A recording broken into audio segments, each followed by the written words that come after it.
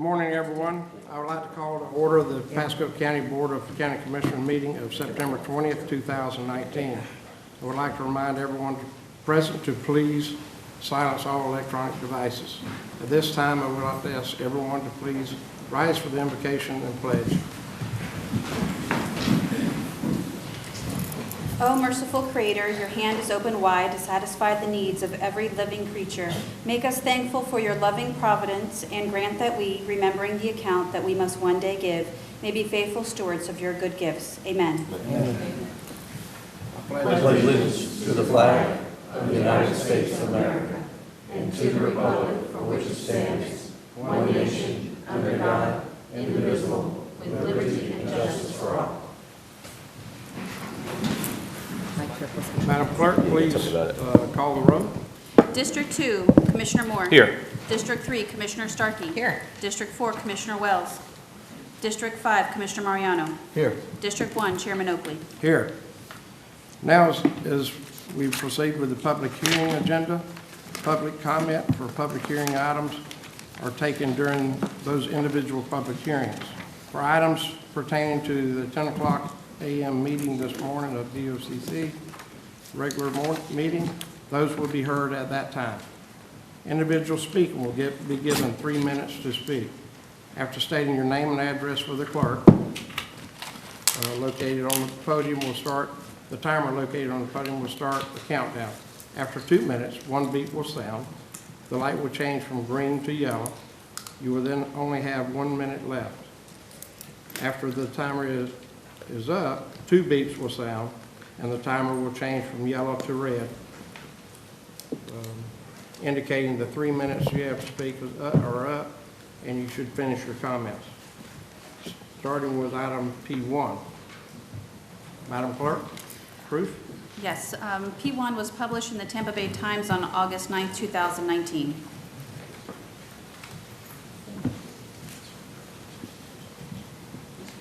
Good morning.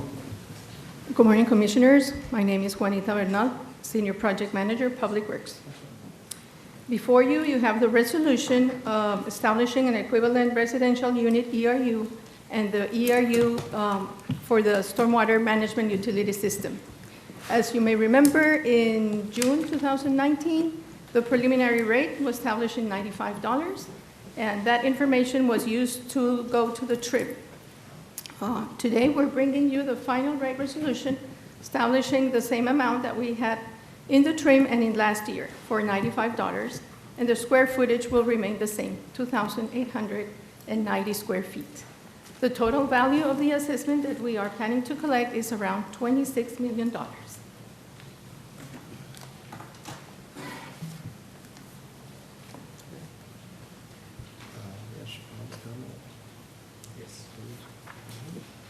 I don't have a sign-up sheet. Does anyone here in the audience want to speak to P1? No one has signed up. No one has signed up. Seeing no one, move approval. Second. Yeah. Okay. We got a motion and a second. All those in favor say aye. Aye. Aye. Motion passed. Thank you. P2. Item P2 was published in the Tampa Bay Times on August 9, 2019. Good morning, Justin Good Grant, morning. Public Infrastructure. Thank you. This is a resolution establishing the final non-ad valorem assessment for the Williamsburg West MSTU. Currently, the MSTU was created in 1994. 2018 assessment was at 105 for buildable lot. The 2019 assessment remains unchanged at the same rate. Total value of the assessment is $24,465. Does the board require a presentation for this item? No. No. Okay. I don't have anyone signed up. Is there anyone in the audience wish to speak to P2? Seeing no, move for approval. Second. Got a motion and a second for approval. All those in favor say aye. Aye. All opposed, like sign. Motion passed. P3. Item P3 was published in the Tampa Bay Times on August 9, 2019. This is for the Quail Hollow MSBU. This MSBU was created in 2003. The 2018 assessment for this area was $35 per improved parcel. We have met with the Quail Hollow Advisory Board. They recommend an increase in the assessment by $40. That takes the 2019 assessment to $75 per household and matches what was listed on the trim. Total value of the assessment is $17,700. Does the board require a presentation on this? Mr. Chairman, question. Yes, sir. So the advisory board, the citizen advisory board recommended that increase in assessment themselves? That is correct, yes, Okay. as a result of increased landscaping costs. Okay, increase in landscaping costs? Okay, all right, thank you. Okay. Is anyone here from the audience to speak to P3? Seeing no one? Move for approval. Second. Got a motion and a second. All those in favor say aye. Aye. Aye. Opposed, like sign. Motion passed. P4. Item P4 was published in the Tampa Bay Times on August 10th, 2019. Good morning, Commissioners. Ainsley Caldwell, Public Works. This is for the Fox Ridge MSBU. The intent is to provide funding for drainage and pavement improvements. The first phase of drainage improvements have been completed under the budget by Public Works team. Excess monies will be rolled over for future projects. The second phase is to address paving, and the third phase is to address the larger scale drainage issues. However, efforts to have a majority directive from all property owners have not been successful. Just a little bit of history. In 2018, Fox Ridge assessment was adopted at $458 per ERU. In 2019, the preliminary rate was that appeared on the trim notice was for $3,095 to accelerate the second phase of the project, which is the paving. At the August 5th, 2019 public meeting, there was a lack of consensus regarding the future of both the second and third phases. The execution of the third phase will require a drainage study, and staff would be coordinating and cooperating with, seeking cooperative funding from SwiftMud, which is our Southwest Water Florida Management System. We have three alternatives here in terms of the assessment. The first option is to establish the assessment at a trim notice rate of $3,095. The second option is to establish it at the 2018 level of $458.76 per ERU. And the third option is to establish the assessment at $0 for 2019 and obtain a majority directive from the property owners. The directive will include a plan of action to be used as a basis for a future assessment. Staff is recommending option 3, $0 assessment. Mr. Chairman. Mr. Moore? Yeah, so let me, a little more background if we could on this a little bit. I won't get in the weeds too much, but been working with staff and talking to another number of residents. Obviously, when they got their trim notice and saw $3,095, they were very shocked, as I was, because I wasn't aware of it, as Mike knows, that was established either. So, we had, obviously hundreds of emails and calls that came to our office having to get with staff. And I think going forward, as we all talked, was making sure that we have these community meetings well in advance so a mistake like this doesn't obviously happen again. Sure. But again, talking with the team and talking with staff, what needs to happen, in my opinion, and Mike Carballa and the team agrees on this now, is that we go with option 3, zero assessments for this year. They need to come up with a new plan, and until they meet with the residents, again, once this is finalized, and come up with that plan and decide how they're going to move forward with the residents, whether we do something very similar to an advisory board like the Quail Hollow has, which seems to be going very well now, or some other means of making sure that the residents' voices are heard as a collaborative group. Now, not everybody's going to agree, and we know that, unfortunately, but we need to have a large majority in agreement. So definitely, in my opinion, go with option 3, because you can't just put money aside when you don't have a plan. You don't know what you're going to do with the money. Again, I used this example a little while ago. If I go to the store, I'm not going to just give somebody $5 and hope I walk out with something, right?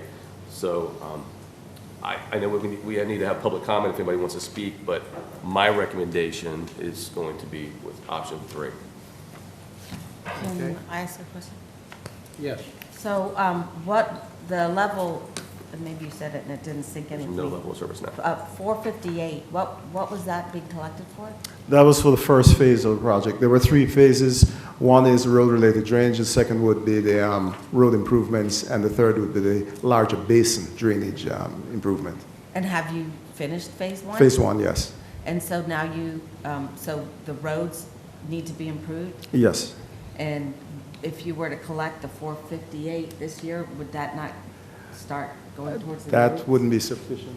I know it's not sufficient, but you'd start building a kitty because you know you're going to have to fix the roads. Well, Mr. Chairman, just to answer that question, I'm just- there's also close to $1 million in excess sitting there. They have to decide what they're going to do with, whether that goes to another project or it's returned to the residents. And that's one of the reasons that, again, going back, option 3, in my opinion, is a good idea for now. Have that time, spend it with the residents, try to get the cooperative funding, because if they can get cooperative funding, obviously that's going to bring that assessment down. So again, there will, Cooperative funding to fix the roads? well, it's, No, the drain- you went in for drainage issues. This Drainage. would be a long conversation we can have, and I would suggest maybe talking with staff, because this is Okay. a very long conversation, which you're not going to, you need to go back in history and what's all going on there. It would take quite some time.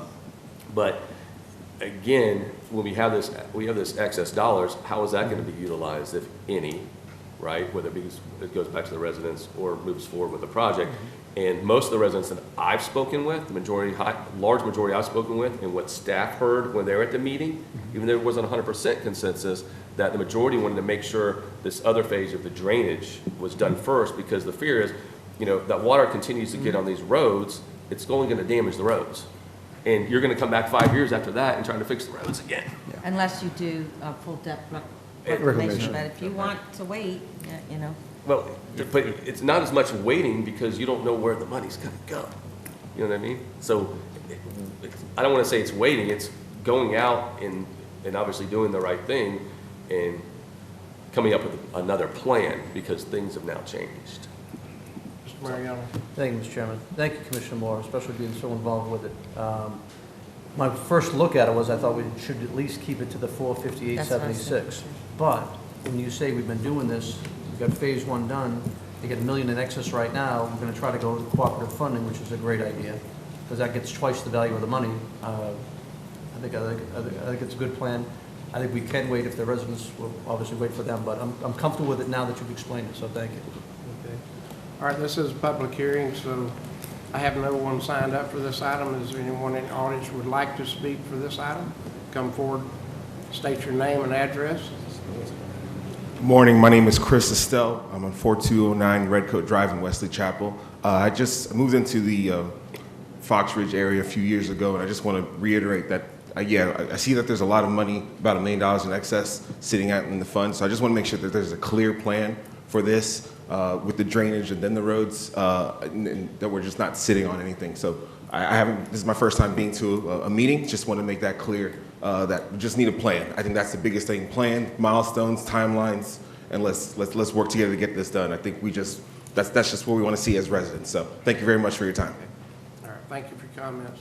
Anyone else like to speak to this item? Seeing none, I recommend option 3. Second. All right, I got a motion for option 3 and a second. All those in favor say aye. Aye. All opposed, like sign. Motion passed. Mr. Chairman, just Yeah. one more follow-up on that, too. I think there was a question, if there was an HOA, or, no, it was an old road and bridge district, just for the record, which counties were forced to under, the state got rid of them. I think Mr. Steinschneider could actually explain that in detail. This was the Pasco Heights Road and Bridge District. You were given a directive from one of the legislative committees that it needed to be dissolved. It was our recommendation to do the MSBU because it. They had no HOA. The problem was that the Road and Bridge District had not done the improvements that they were supposed to have done over the years, and there was no funding source to pick up the liabilities for this area. Okay. That was the question. It was road and bridge, not an HOA, not a CDD. Okay. P5. P5 Good was morning. published in the Tampa Bay Times on August 14, 2019. Good morning, John Power, Solid Waste Director. USTW 19-1132, resolution by the Board of County Commissioners of Pasco County, Florida, establishing the annual disposal assessments, tipping fees, and other rates, fees, and charges for funding solid waste disposal, resource recovery system pursuant to Pasco County Code and Ordinance, Chapter 90, Article 3, authorizing preparation of annual disposal assessments roll and preparation of appropriate bills. No funding required. Okay, I have no one sign up for the item. This is a public hearing. Does anyone here would like to speak to this item? Seeing no one, move approval. Okay. Second? I got a motion and a second for approval. All those in favor say aye. Aye. Aye. Aye. Passed. Motion passed. Okay, that ends the public hearing here that we started at 9 o'clock. We will reconvene our regular meeting at 10 o'clock, so we're adjourned at this time.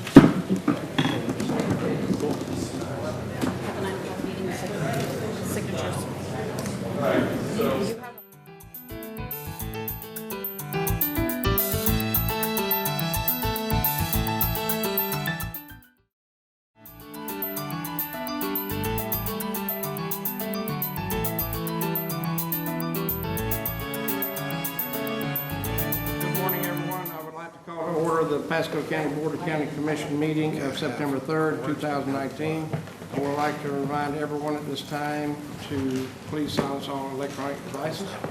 And if you would, please rise for the invocation and pledge.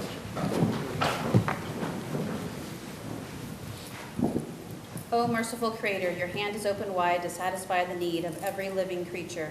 Make us thankful for your loving providence and grant that we, remembering the account that we must one day give, may be faithful stewards of your good gifts. Amen. Amen.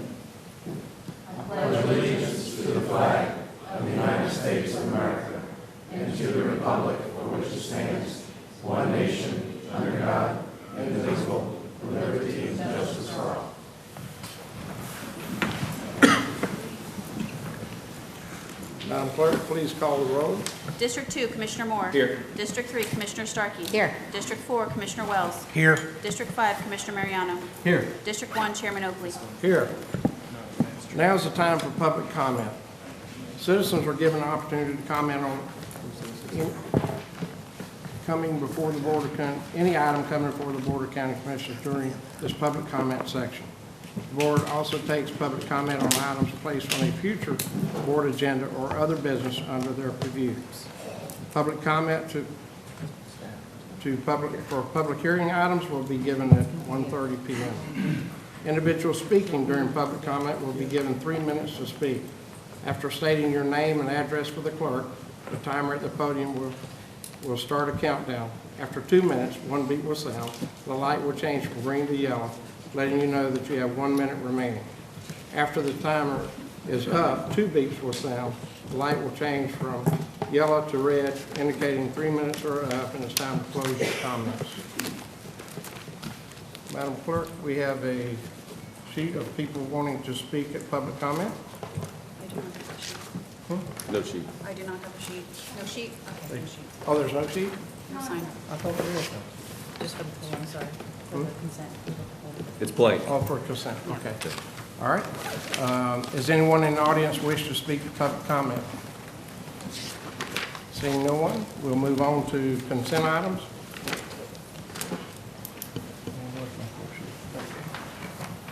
Have the following items pulled. C-34, withdraw. C-8, pull and revise. C-28, withdraw. C-45, withdraw. C-21, withdraw. C-43, withdraw. Okay. Accept a motion for the rest of the items on the consent. So moved. Second. Got a motion and a second to accept all items on consent except for the pulled items. All those in favor say aye. Aye. All opposed, like sign. Motion passed. Okay. Of course, C-34 is withdrawn. We go to C-8. Good morning. Revised. David Engel, Office of Economic Growth. C8 is a $153,020 loan to the Point Distillery on Little Road. and there's been 3 revisions.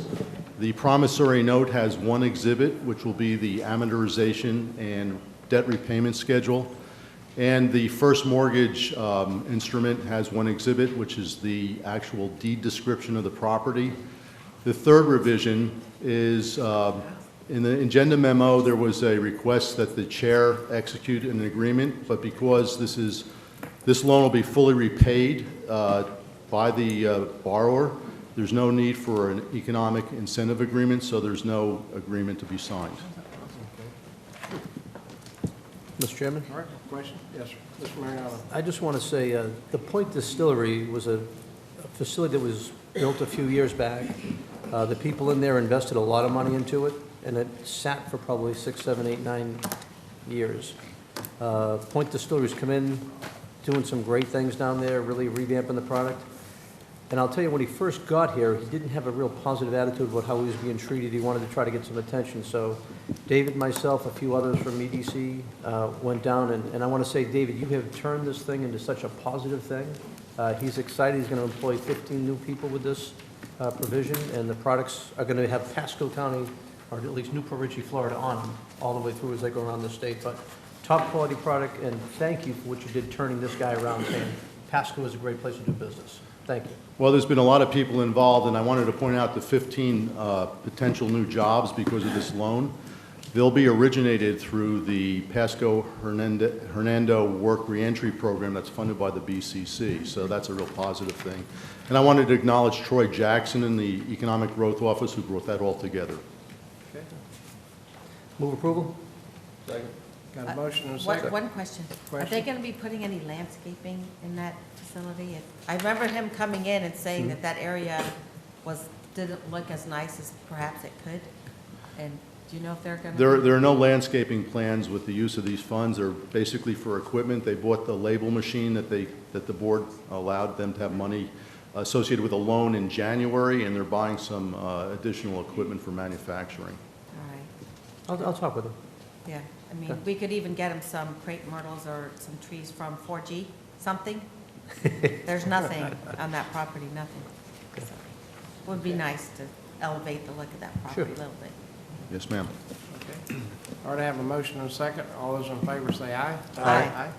All opposed, like sign. Motion passed. Thank you. That concludes the consent agenda. We'll move on to regular items and R1.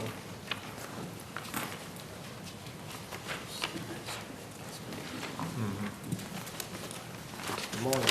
Good morning, Commissioner. My name is Esther Oliemi, Building Construction Services. And the scope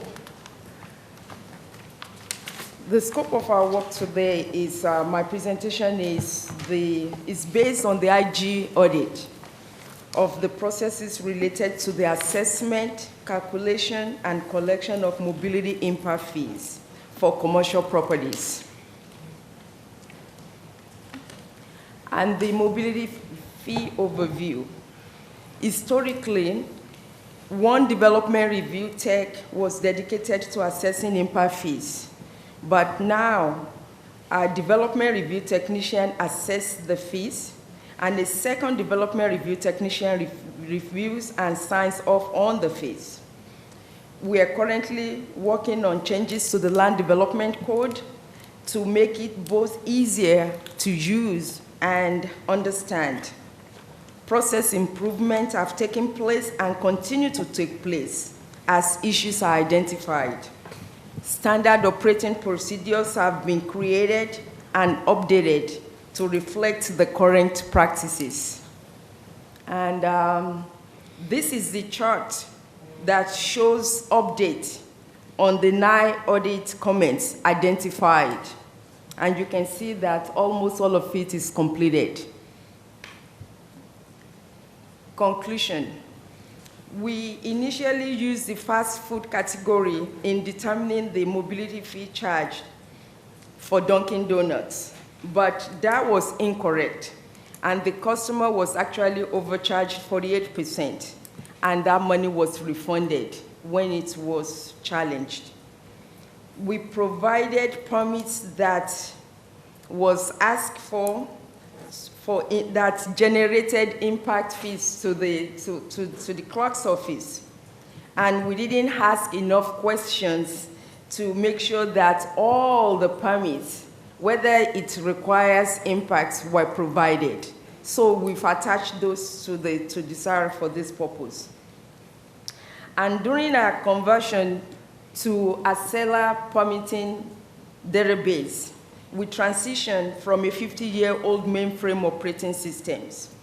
Now, currently, we've put in place checks and balances that the lead development review technician does random audits monthly and logs these audits, which are reviewed by the central permitting manager, and the action plans. Clarify the land development code to make it both easier to use and understand. Future requests for information, we will spend additional time reviewing the request and ask more questions so as to make sure that we're both on the same platform. Checks and balances has been put in place. The lead development review tech conducts monthly random audits, and she logs these audits. And this is reviewed by both the central permitting manager and myself. Central permitting has updated our standard operating procedure to reflect what is currently in place. Our frontline staff now match and verify addresses with legal descriptions so as to avoid inconsistencies and errors. We are continuously training our frontline staff to further reduce errors and inconsistencies.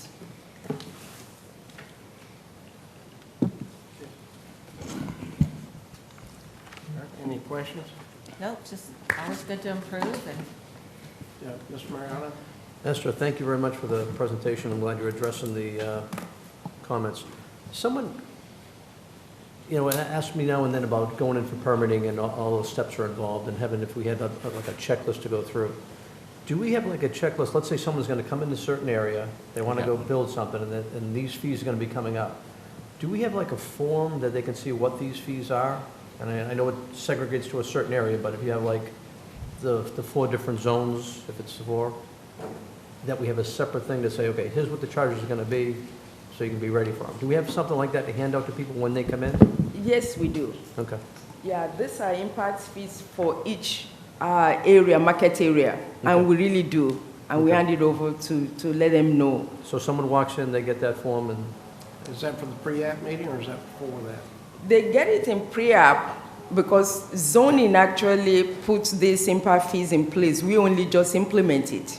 okay. But also when they come in, we give it to them because these fees are not due until CO is issued.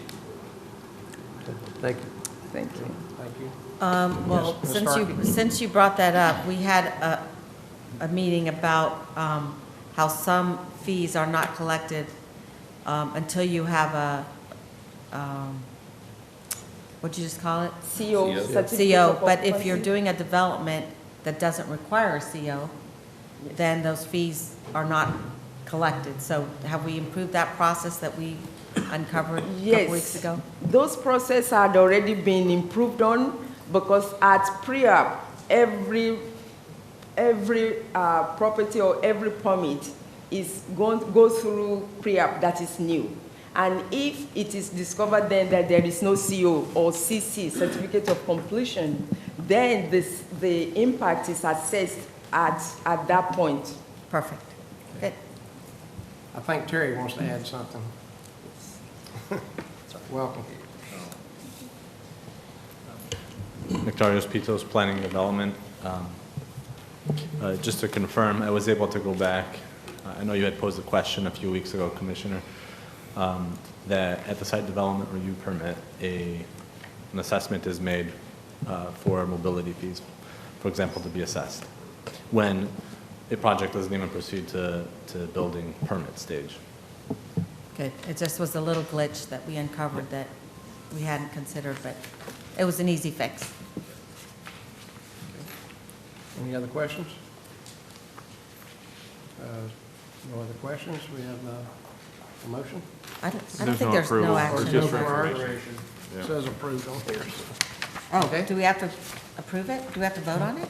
No, there's nothing to approve. It's just an update. Just an update, okay. Just an update. Thank you. Thank you. Okay, well, that finishes the regular items. And we'll go to old business. Mr. Moore. Wow. We're moving along pretty quickly here. Yes, sir. I'll give a couple updates on some things going on with tourism. We got the room nights in from the Tours Too Hot for Ice roller hockey tournament. 2019, there were 1,761 room nights because of that tournament. So it's really, really strong. 161 teams. Last year, there was 1,705 room nights, so we went up by 56 room nights. So that's going strong. I also had the opportunity to be on the panel for the Tampa Bay Mobility Alliance Transportation Panel at TIA on August 22nd, and represented Pasco County on the Regional Transportation Panel. It was hosted by, again, the Tampa Bay Mobility Alliance. Had the CEOs of Pinellas and Hillsborough transit agencies, along with the T-BARTA executive director and a transportation engineer that works with the Mobility Alliance on it. Probably a little over 100 people from the region. Obviously talked about a lot of great things that are going on in Pasco County, including, obviously the road projects, including the Virgin Diamond 56 extension. Obviously, they would like to hear about Connected City, so we did talk about that. Talked about how much I enjoy the scooters. I haven't tried one yet. Scooters, well, I'll tell you a funny story then.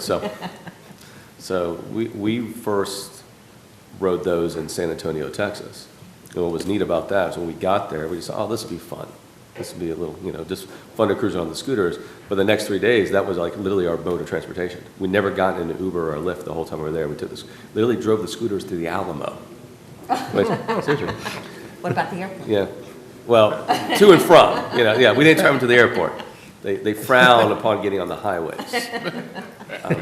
But it was most enjoyable, but we did see people using them to get back and forth to work, people in suits, so guys and gals in construction hats going back and forth from job sites. So it wasn't just the tourism aspect of things, and the tourists using them, people that live there and work there use them on a daily basis. So we used them, we took them around downtown Tampa and Ybor not too long ago, and my wife and I were sitting at the sale pavilion on Sunday. Man, we really enjoyed this again. So I went on Amazon, we bought our own. So you figured the cost of what it takes to, whether, I won't name the brands, but whatever brand it may be, and we kind of looked at the numbers and we were like, well, we'll get our return on our investment here pretty quick, and we can cruise around them in our neck of the woods too. So something to think about. It's very, obviously Pasco County being a more unique situation and not having those high density areas like a downtown. Talking to some of the folks at the Mobility Alliance, were like, well, where could you do scooters there? So I suggested them talk to the people in the cities though, right? Mm-hmm. So you have downtown Newport Richie, you got Dade City, and Zephyr Hills. There's possibilities there. Mm-hmm. I'll leave it up to the city councils and the mayors there to see if that's something they're interested in. And then some communities, you're allowed to already have golf carts in lots of communities. Community that I live in, you can. And I think we also know that the governor signed off on that. Was it a bill? I guess it was a bill, right? That says that those are legal across the state of Florida. So I don't know, Mr. Steinsnyder, if you follow that at all, but you can actually, he says you can. They're free reign now across the state unless you have an ordinance that says different. So I took one in D.C. And it was like we had Ubered for a couple of days, and then we just got done with Governor Scott as the last thing of the afternoon. And Amber says, let's go take a scooter. And it was like, it's awesome. The way we went. The next day, the whole family went around. We did all over D.C., down at Potomac, out and back, and it was pretty cool. Yeah, it's pretty good. And they move. You can get around. And they're around everywhere, so you can just pop right on them. But the one we got now, you can fold up, throw on your shoulder, and take wherever you go. Okay. So that was a great, and then Mayor Kreisman from, obviously from the city of St. Pete, he was the keynote, and then we were on the panel. thank staff for the hard work over the weekend. Obviously, everybody coming on the phone calls, keeping us up to date. We'll continue to keep our fingers crossed. I'm sure we'll have more updates on this later, but I did want to recognize staff for all the great work and that they're doing. I know everybody's been working around the clock, and I know the citizens appreciate it too. And it's always better to be prepared than not be prepared. And just one more thing on September 20th, if you want to mark your calendars. September 20th, 10 a.m., we're going to have the groundbreaking already for the Universally Inclusive Playground. So that's moving forward very, very quickly. So September 20th, 10 a.m. Obviously, I've already contacted the people that participated, and they will be there amongst maybe some other folks. And this may be done sooner than later. You could possibly see this done by December, which is really strong. Oh, they'll have it all done, finished? Good chance, as long as the weather cooperates. Oh, yeah. Yep. I will continue to build So stuff that's for your Friday park for morning you. at 10 on the 20th? Pardon me, sir? Friday morning? Yeah, 10th? September 20th, 10 a.m. Chapel Park? Wesley Chapel District. It's, I haven't seen it. my We'll district. get it out. You remind us of that at all Yeah, times. Yeah, right. I'm just I will continue to build I things that appreciate you, all the I will work you do. continue to build things at the park in your district for you. I appreciate it. No, it's a lot of great things, and I appreciate all that you're doing out in that area. You Yeah. know those folks, you're close to them, and you have Yeah. kids in that program and all that there. Yeah. So I certainly appreciate all the work you're doing. Yeah, obviously, again, it was, the right spot, the people that were brought in, obviously, that are in this area, that it was the right fit for what's going on there, especially in the future Yeah. with the rec center. And, go hand in hand with some of the future things that are going on there. So we are excited about that. So with that, I am done. Thank Okay. you. Ms. Starkey? I don't have much, but I would like to announce that on September 17th, I'm holding a town hall at the Holy Trinity Church, which is kind of 54 and 41. Haven't had one there in a long time, so I've got staff in the sheriff's office coming out. We'll talk about transportation and other things there. That's at 6:30. And we have scheduled right now for September 19th lectures on the lawn, but because of the hurricane stuff, we postponed for a week getting information out, and I'm a little concerned that 2 weeks' notice is not enough to do marketing on that event. So we are looking today at maybe changing that, but right now on the schedule is September 19th, lectures on the lawn. We're having back Dr. Michael Francis, who's the world's expert on Florida's colonial history and its relationship with Spain. And he is rewriting history every year with St. Augustine and the first community in the United States. And he's just a fascinating speaker. He is the Huff Family Chair down at USF.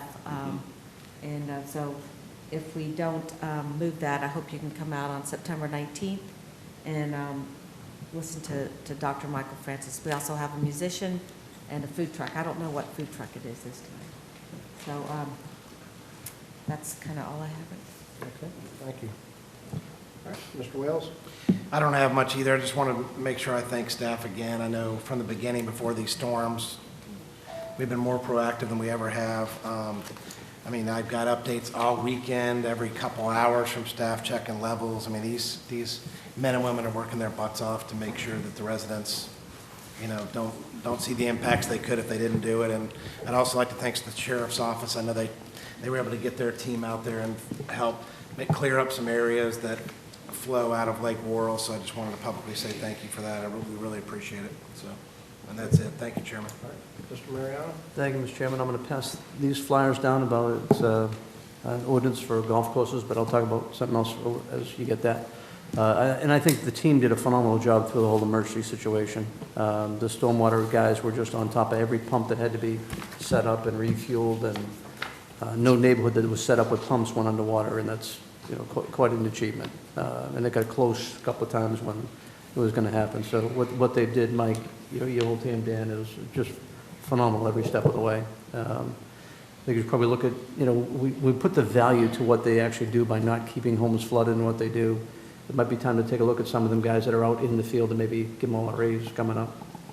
I mean, it's that impressive to what it saves the citizens for grief and worry. And the emergency team, the phone calls are great. The organization is rock solid compared where we were years ago to where we are now. It's just leaps and bounds. So it's really impressive to see the whole team working together. The ordinance I just put in front of you, the letter, it's kind of an email first from Dominic Scandavino from, he's president of Kona. Him and I talked with the president of the estates over the Links Golf Course, and we're trying to find out what can we do to have them maintain the golf course better. And they went around looking, and they found one from Winter Lake, gave a copy to the county attorney earlier. So I'd like him to go take a look at this, review this, and kind of like bring back a recommendation. Is this good? Should we look at the cost? Dan mentioned a cost to me, he says maybe worried about actually trying to get this done in the floors, but I think it's at least, it's one ordinance that was out there. They went out and actually found it, so I think it's worth a discussion, because when people buy homes on a golf course and they're expecting it to be a golf course, and it's a big part of the integral part of the stormwater situation, that they should be maintained at least while someone makes a decision what they want to do to protect the people. And that's all I have. That's it. Thanks. Thank you. Mr. Miles? Thank you, Commissioner. Just as a brief update, we're still waiting and watching for that storm to move northwest and then north and then northeast. Last thing I saw, and I just looked again, it's crawling at about 1 mile an hour. So we're still watching, and we're still prepped in case it doesn't do what everybody thinks it's going to do. And so we are, we got, I think the EOC is a modified level 2 right now, watching the storm and ready to call Public Works and everybody else. So we're still prepped in case that doesn't do what everybody thinks it's going to do. But until that thing gets north of us, we're going to be in that situation. So at least for a couple more days watching it. So with that, we are starting to get requests to tee up teams to be kind of ready to respond to the east side of the state. And so we have a strike team that's been postured in Orlando right now on the fire side. I think we have 1 or 2 people getting teed up to go up and help in the emergency ops center in Tallahassee to help their staff. And so, as usual, when it doesn't strike here, Pasco reaches out and helps others as needed, and whether it's us or the sheriff's office or some other areas, we jump on those things so we can help our neighbors out that are impacted, just like we did last year with Michael and some other things. So you'll be seeing those, but I think right now we're kind of just in a watch and wait mode, and hopefully that storm passes us and on the track, or maybe a little east of the track that they're predicting now, and so we'll get out of that. But keep in mind, there's 4 other systems out there in the Atlantic Basin right now, so we are in the hot time of year, and for the next 60 or so days, we're going to be pretty busy watching that stuff. So, and that's all I have, sir. All right. Thank you. Mr. Chairman, if I could, I forgot one item. I recently saw a post from Senator Fasano, tax collector Fasano. The email talked about the Pay Center program where someone's taxes went from like $2,000 to $5,000. And that bill is going to be stuck there for 30 some odd years. I think we should take another look at this program, because if they're taking advantage of our seniors and major things that happen into a negative way, I think it's something we need to go take a look at. I know he's very frustrated with the program, so I think it's worth the discussion that we have coming up as maybe an agenda item to go take a look at. Can I, Mr. Chairman, can I just respond? So we're working on an ordinance right now that's going to Address that. help address that and work with the county attorney's office. Just so you know, myself and Andy and Tim, Andy, can you come up? Just so you make you aware what's going on. Obviously, it's not ready for prime time. So, but Andy, can you explain where we're at? Yes, sir. Thank you, Commissioner. Andy Taylor, legislative aide to Commissioner Moore. For the record, we've been working with Tim on Senator Fasano's staff for a while, and some of the stakeholders has not gone to the county attorney's office yet, but we're getting input on some of the language and how we want that to look to come back to the board eventually. So there's some really good ideas, but again, we wanted to make sure that was ready for your review first, without getting into the weeds too much, if you're okay. Sure. With that, we're close. Some really good ideas, because I agree with your concerns. I know everybody's talked about it here. What you're seeing, like you mentioned, was some of these poor folks, not poor folks as in, poor as in these poor people who are having to deal with this, they'll have a PACE loan on a AC unit, and they'll come in and have a PACE loan on, maybe a roof, and they're never going to pay it off. I mean, let's just be honest. And then, so when you're doubled up sometimes, and they're not looking at, some of these PACE providers, they're not doing their due diligence with these people can even pay for it. So, I mean, if you give me just some time with them, No, we're almost there. it's just, I saw the post, I just got really I agree. frustrated, I called them up. And I'm I glad said, you brought "Hey." it up. Yeah. So, and you respected the sunshine law, because you told me everything was working. Exactly, So so that's why I wanted to it's tricky. bring that out, But, so no. that's okay. We're not too far off, I don't think, but it needs to go to the county attorney's office for the review once we get done with it. And I think it's something that could actually possibly be used all over the state too, if we do it the right way. I'd be happy to bring it to fact if we get it right, close to ready. That's a great idea. Cool, thanks. Okay, thank you for that. Mr. Feinstein? I don't have anything today, thank you. I have a question for the county attorney. Okay. And then one more item. Where are we on the opioid lawsuit? Are we going to get an update on that? Just seeing the settlements that have just occurred in the last few weeks. So, it's still in a state of flux. I have gotten a call from. Thank you. I'd gotten a call from Mr. Magazine just before the storm, who indicated that there were some things in the works, but I can always ask them to come in and do a briefing. They want to do it as a litigation assessment meeting. They do not want to do it in the public because of some of the orders that have come out from the federal judge.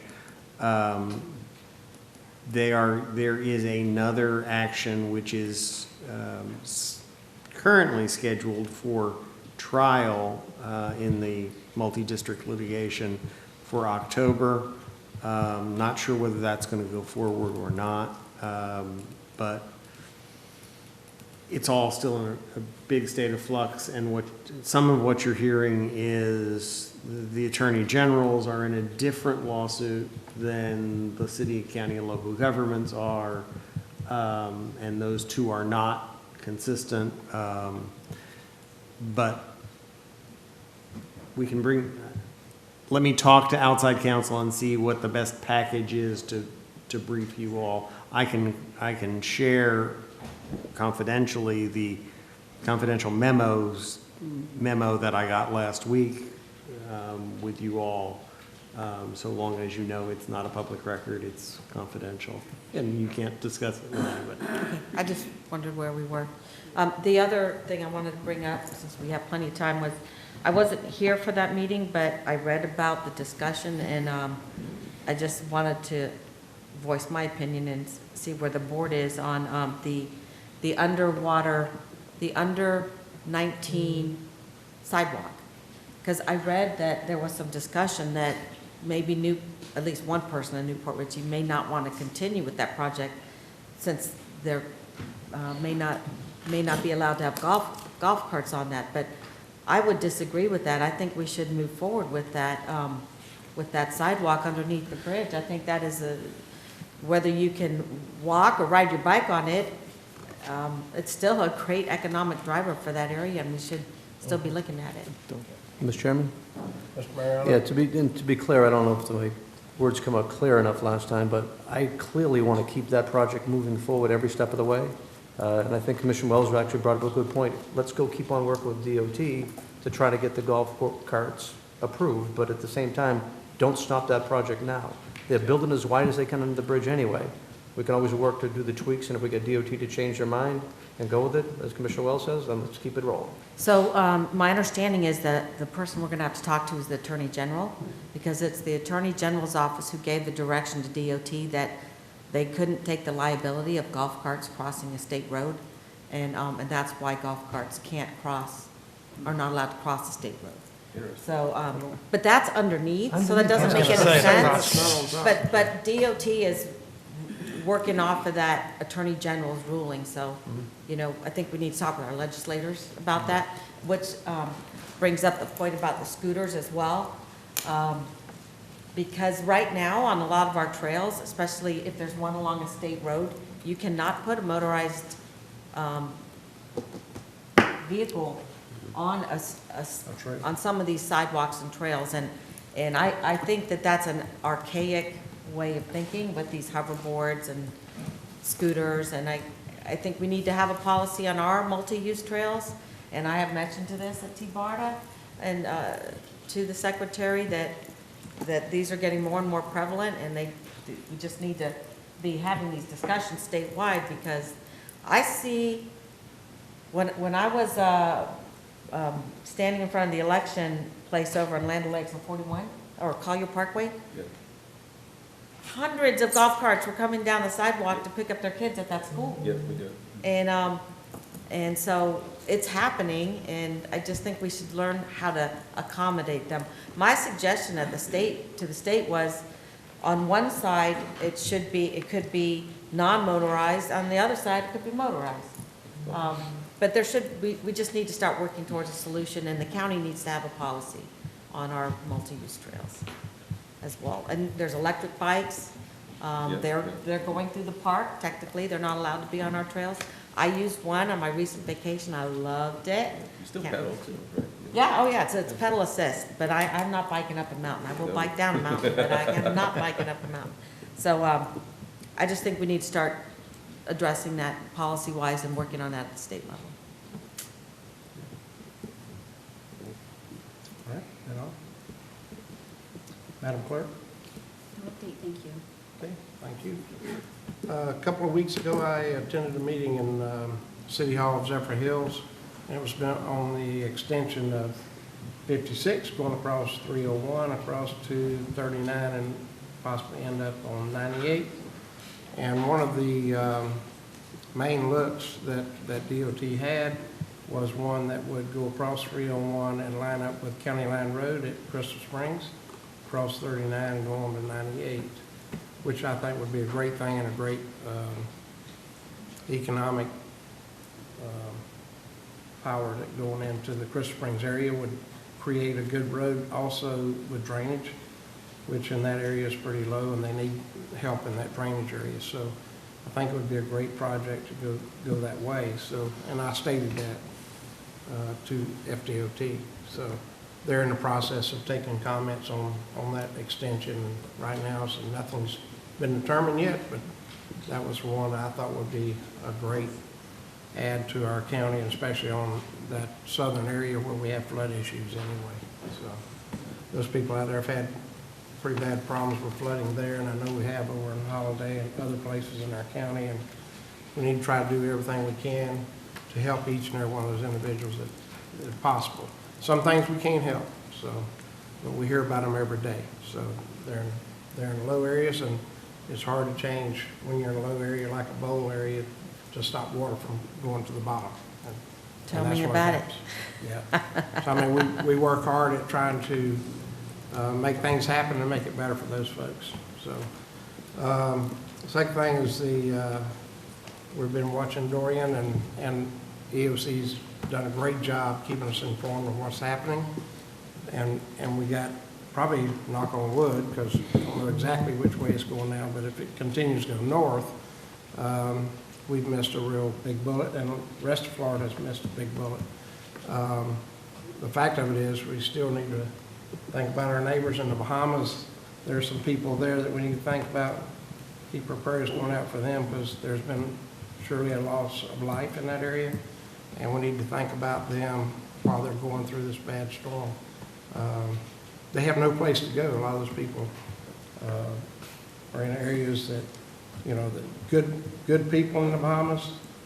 They work hard. They love Americans coming there, helping them. It gives them jobs, and their economy, it works great. So we need to keep our hearts and prayers out to them as they go through this terrible storm that's treated Bahamas in pretty bad shape.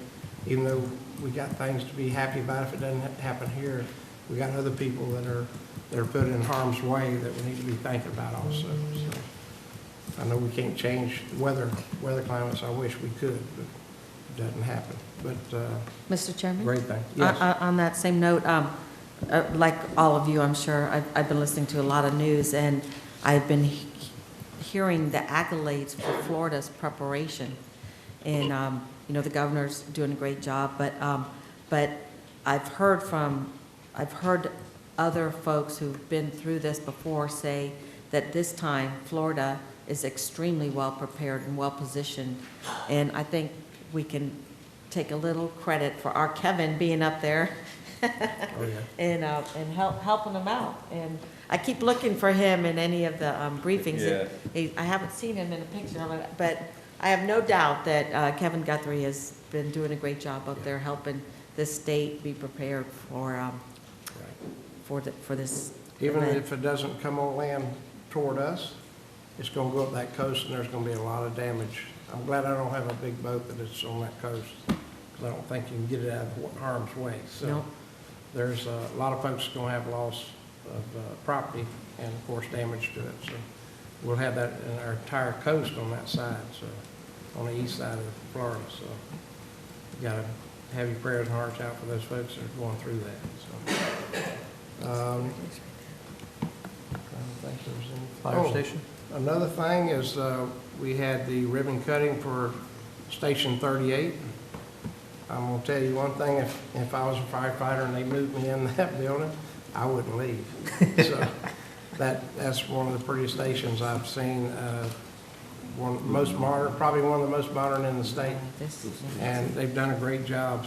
You imagine the bay doors they used to have that would go up and down would be slow moving up and down for a truck to come out.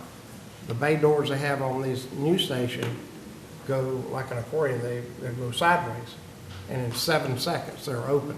So it's glass, so you can see. So if those doors, you must be walking in front of that station and see those doors open, you better move out of the way. So, but 7 seconds is very quick, and it's for a reason, so we can respond to our citizens out in the Watergrass area where it's at, and Connected City, and it's servicing a new area, that station. And we have others coming aboard in the future that will be doing the same thing, coming to new locations because of the growth that we're having out in that area. So we got a lot to be thankful for. We've got a good staff, with Chief Case and his staff and everybody that informed. The firefighters we have are second to none. They do a great job. So I have a hard time meeting one that's not a great person that I meet when I meet them. They're very humble, and they help our citizens, and they go above and beyond whatever their call of duty is there. So EMS is also the same way that we have. Got a lot to be thankful for. With that, that's all I have. Does anybody have anything else? We're going to adjourn the meeting now, and we will reconvene our meeting at 1:30. Okay?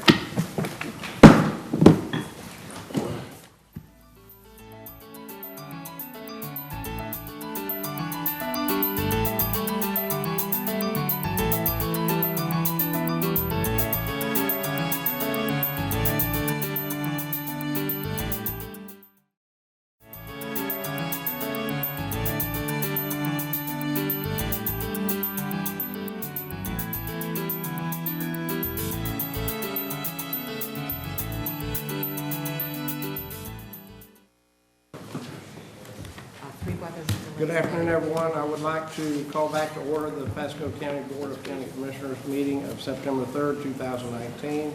I would like to remind everyone present to please silence all electronic devices. Now is the time for our public hearings, and my records show that we need the procedures this time. It's working. Good.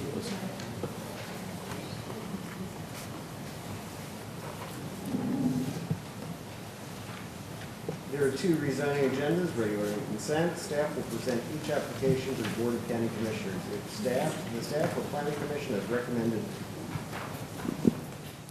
approval, and there's no opposition. The application will be considered by the board without further presentation. If staff or planning commission has recommended denial, or if there is opposition to the application, the applicant will be given 5 minutes for presentation.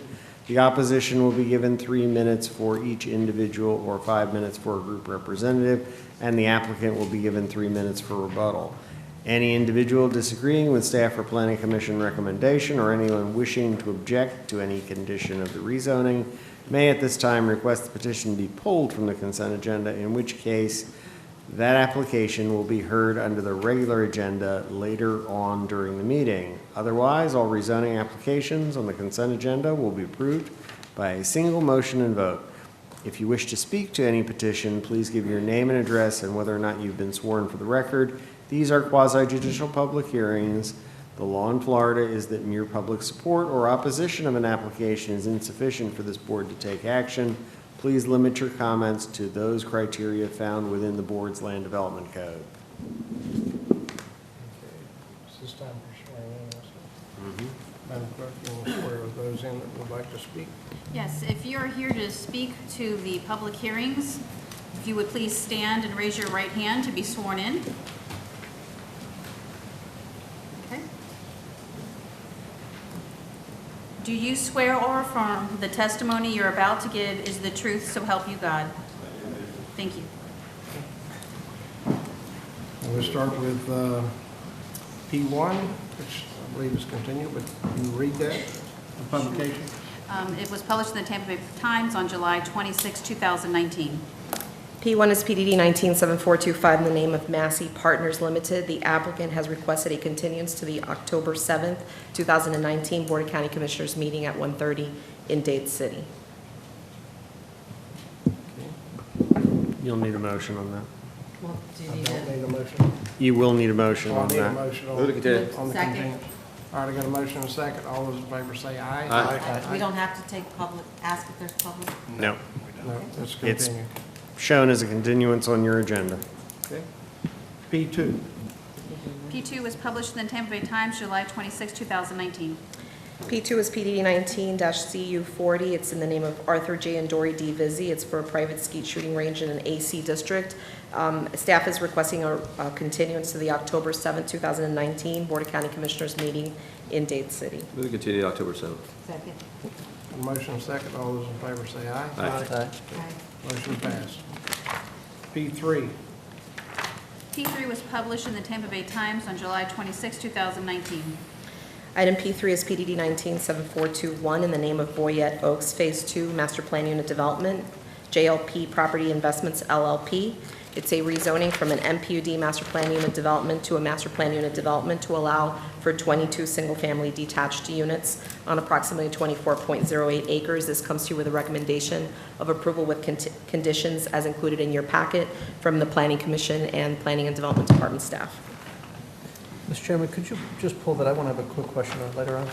Okay. Yeah. Do you want me to go through the presentation, or? Later, do you want to do it later, or is there more? Do you want to pull it off consent? Yeah, pull it off Oh, consent, okay, good. sorry about that. Thanks. Okay, thank you. Pull it off consent. Please. Okay. It will follow the last item today. Okay. Go to P4. Item P4 was published in the Tampa Bay Times on July 26, 2019. Item P4 is PDD 197424 in the name of Joshua LLC. It's for a rezoning from an agricultural district to a C2 general commercial district with a voluntarily agreed upon deed restriction to limit the uses to only contractor's office and storage on the parcel. Comes to you with a recommendation of approval from the Planning and Development Department and the Planning Commission. Okay, I have no one signed up for this item. Is there anyone here to speak against P4? Seeing no one. May it remain on consent. P5. Item P5 was published in the Tampa Bay Times on July 26, 2019. Item P5 is PDD 19-CU46 in the name of Pasco Ranch, Inc., Bonefish Grill, for the sale of alcoholic beverages, beer, wine, and liquor on premises consumption in conjunction with the operation of a restaurant with outside seating and service of alcoholic beverages on a patio in a master plan unit development district. This comes to you with a recommendation of approval with conditions from the Planning and Development Department and the Planning Commission. Okay, I have no one signed up to speak to this item. Is there anyone in the audience wish to speak against this item? Seeing no one, let it remain on consent. P6. Item P6 was published in the Tampa Bay Times on July 26, 2019. Item P6 is PDD 19CU47 in the name of Pasco Ranch, Inc., Carrabba's Italian Grill for the sale of alcoholic beverages, beer, wine, and liquor on premises consumption in conjunction with the operation of a restaurant with outside seating and service of alcoholic beverages on a patio in a master plan unit development district. Comes to you with a recommendation of approval with conditions from the Planning and Development Department and the Planning Commission. Again, I have no one signed up to speak against this item. Do I have anybody in the audience that wishes to speak against P6? Seeing no one, let it remain on consent. P7. Item P7 was published in the Tampa Bay Times on July 26, 2019. P7 is PDD 19CU48 in the name of Pasco Ranch, Inc., Aussie Grill for the sale of alcoholic beverages, beer, wine, and liquor on premises consumption in conjunction with the operation of a restaurant with outside seating and service of alcoholic beverages on a patio in a master plan unit development district. This comes to you with a recommendation of approval with conditions from the Planning and Development Department and the Planning Commission. Again, I have no one signed up to speak against this item. Is there anyone in the audience wish to come and speak against P7? Seeing no one, let it remain on consent. P8. Item P8 was published in the Tampa Bay Times on August 9, 2019. Item P8 is PDD 19-1226. This is the transmittal hearing on this item. So we will ask today that you authorize transmittal to the Department of Economic Opportunity and other reviewing agencies for CPAL 1907 Paw Materials, and it's for transmittal of the proposed large-scale comprehensive plan amendment changing the future land use from IL Industrial Light to PD Plan Development. Okay, I have no one signed up to speak against this item. Does anyone in the audience wish to come forward and speak against this item? Seeing no one, let it remain on consent, and that ends the consent items. Move approval of the consent agenda. That's been left on. Okay, I got a motion and a second to approve consent items. All those in favor say aye. Aye. All opposed, like sign. Motion passed. We move on to, let me see. Back to P3. P9. If I may do P9, if it's okay, I would like to, it's on regular, but I would like to read the title and ask if there's any comments, if that's all right. Well, just one. I'd move it to the end of the meeting. That's fine. Your consent item, I pulled off is the last item now. P9, go ahead. Is there a proof of publication? Publication, P9. There it is, thank you. Tampa Bay Times, August 16, 2019. P9 is PDD 19-1284, and this is for a comprehensive plan school site consistency review for Mary Meeting. It's a proposed school site located on the north side of McCabe Road, approximately 1/2 mile east of Curly Road.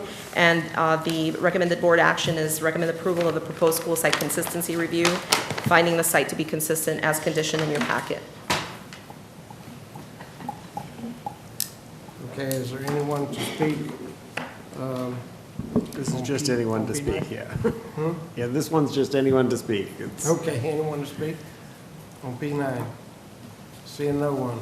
Chris, do you want? Oh, Chris is going to speak to this item. Not unless you have any Yes, questions. you're on a day Chris- off, you know. Chris Name and Williams, address, please, sir. 11815 Tree Breeze Drive, Newport Richey 34654, representing the school district. And we agree with staff's recommendation to approve the school site as consistent with the comprehensive plan. Okay. Thank you. Okay. Move approval. All right. Second. I got a motion and a second. All those in favor say aye. Aye. All opposed, like sign. Motion passed. P10. P10 was published in the Tampa Bay Times on August 9, 2019.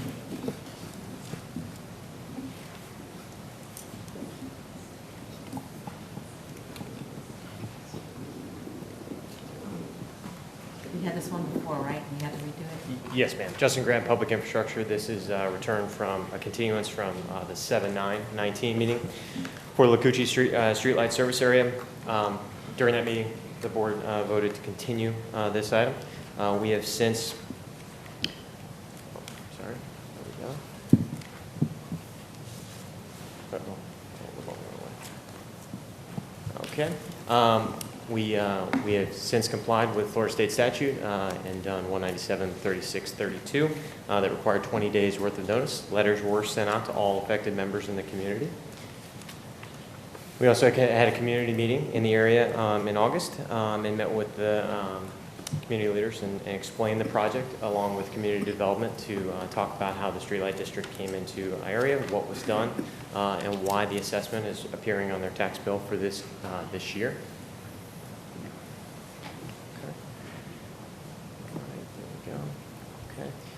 There are 98 LED lights that have now been installed and energized in the area. That results in 230 residential properties that will be proposed with the streetlight assessment. The initial assessment for the area will be $107.83 per property lot, which includes the remainder of this calendar year plus the next full calendar year. Subsequent years' assessments will be estimated at about $80.87 per property lot. And this is a map of the area. Does the board have any questions regarding the item? Any questions? Okay. Just been informed, we did receive written comment back from our letter. I have a letter dated August 14th, 2019 from a resident submitting into record to the clerk. You'll need a Motion motion. to receive and file. Second. I got a motion and a second to receive and file. All those in favor say aye. Aye. Motion passed. You want to give that to the clerk? Or? Okay. Okay. Is there anyone here to speak to this item? Anyone in the audience? No one move approval. Time for, You got somebody? There's one. yes, ma'am, come forward.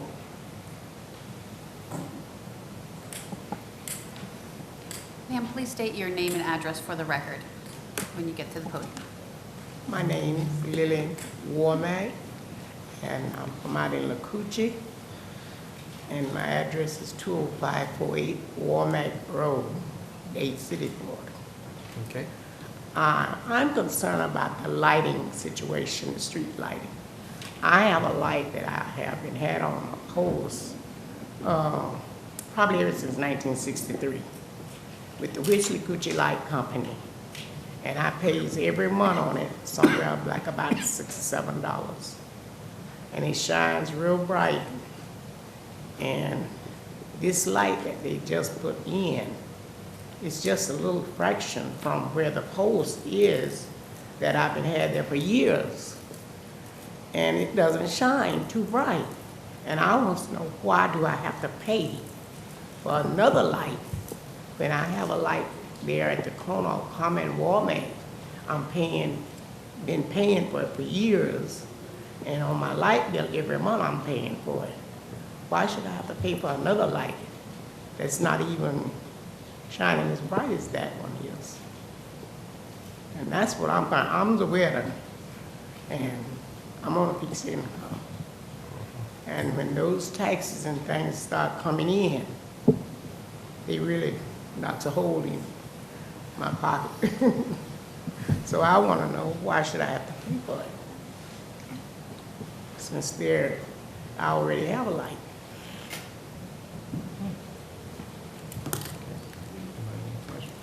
Well, Okay. Mr. Chairman, Yes. I think we should get her address and see if she already has a light that's provided by the same provider.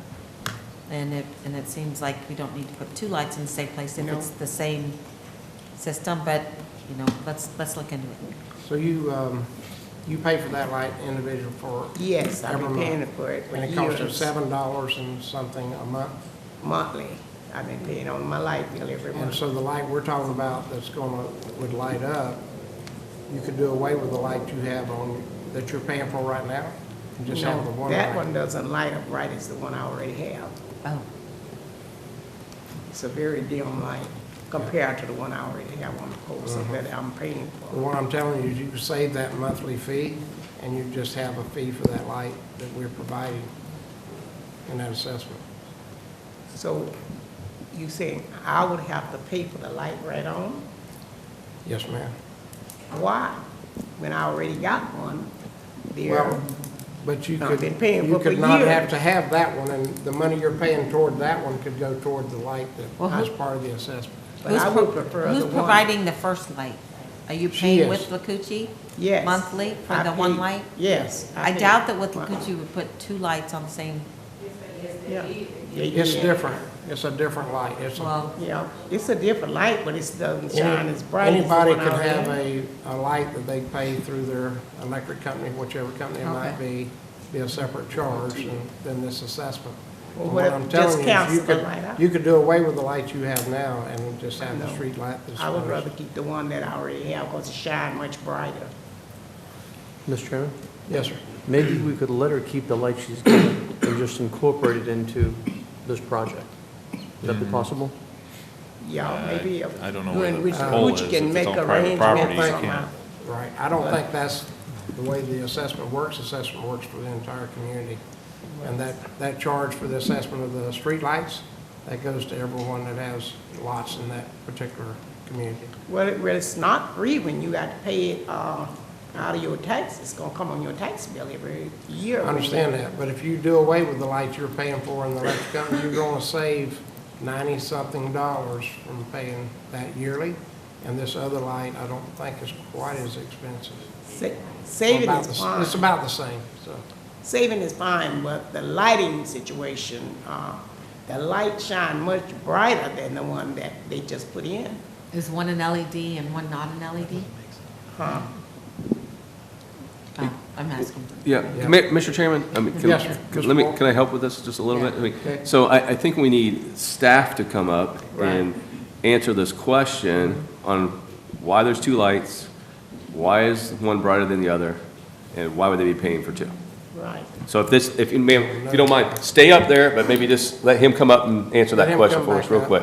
Stay up there, but just let him come to your side. He's right behind you. You stay there, though. Thank you, Commissioner.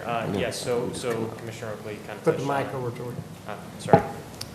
Okay. Yes, thank you, Commissioner. You did reference typically with all the power companies, they have security lights that are options, right? Residents can add those on an individual basis. Just spoke to this lady here before the meeting, and she did inform me of this location. We do have her address now. We will be taking a look at the account to take a look at that. Typically, to answer your question, Commissioner Mariano, security lights are not part of a residential streetlight assessment. Like we said, they're done on an individual basis, so they're never assessed on the tax bill. They're just done on the power company bill. We can double check with the power company to see what the lumens are on the light that she has and what the reference is. And then you are correct, right?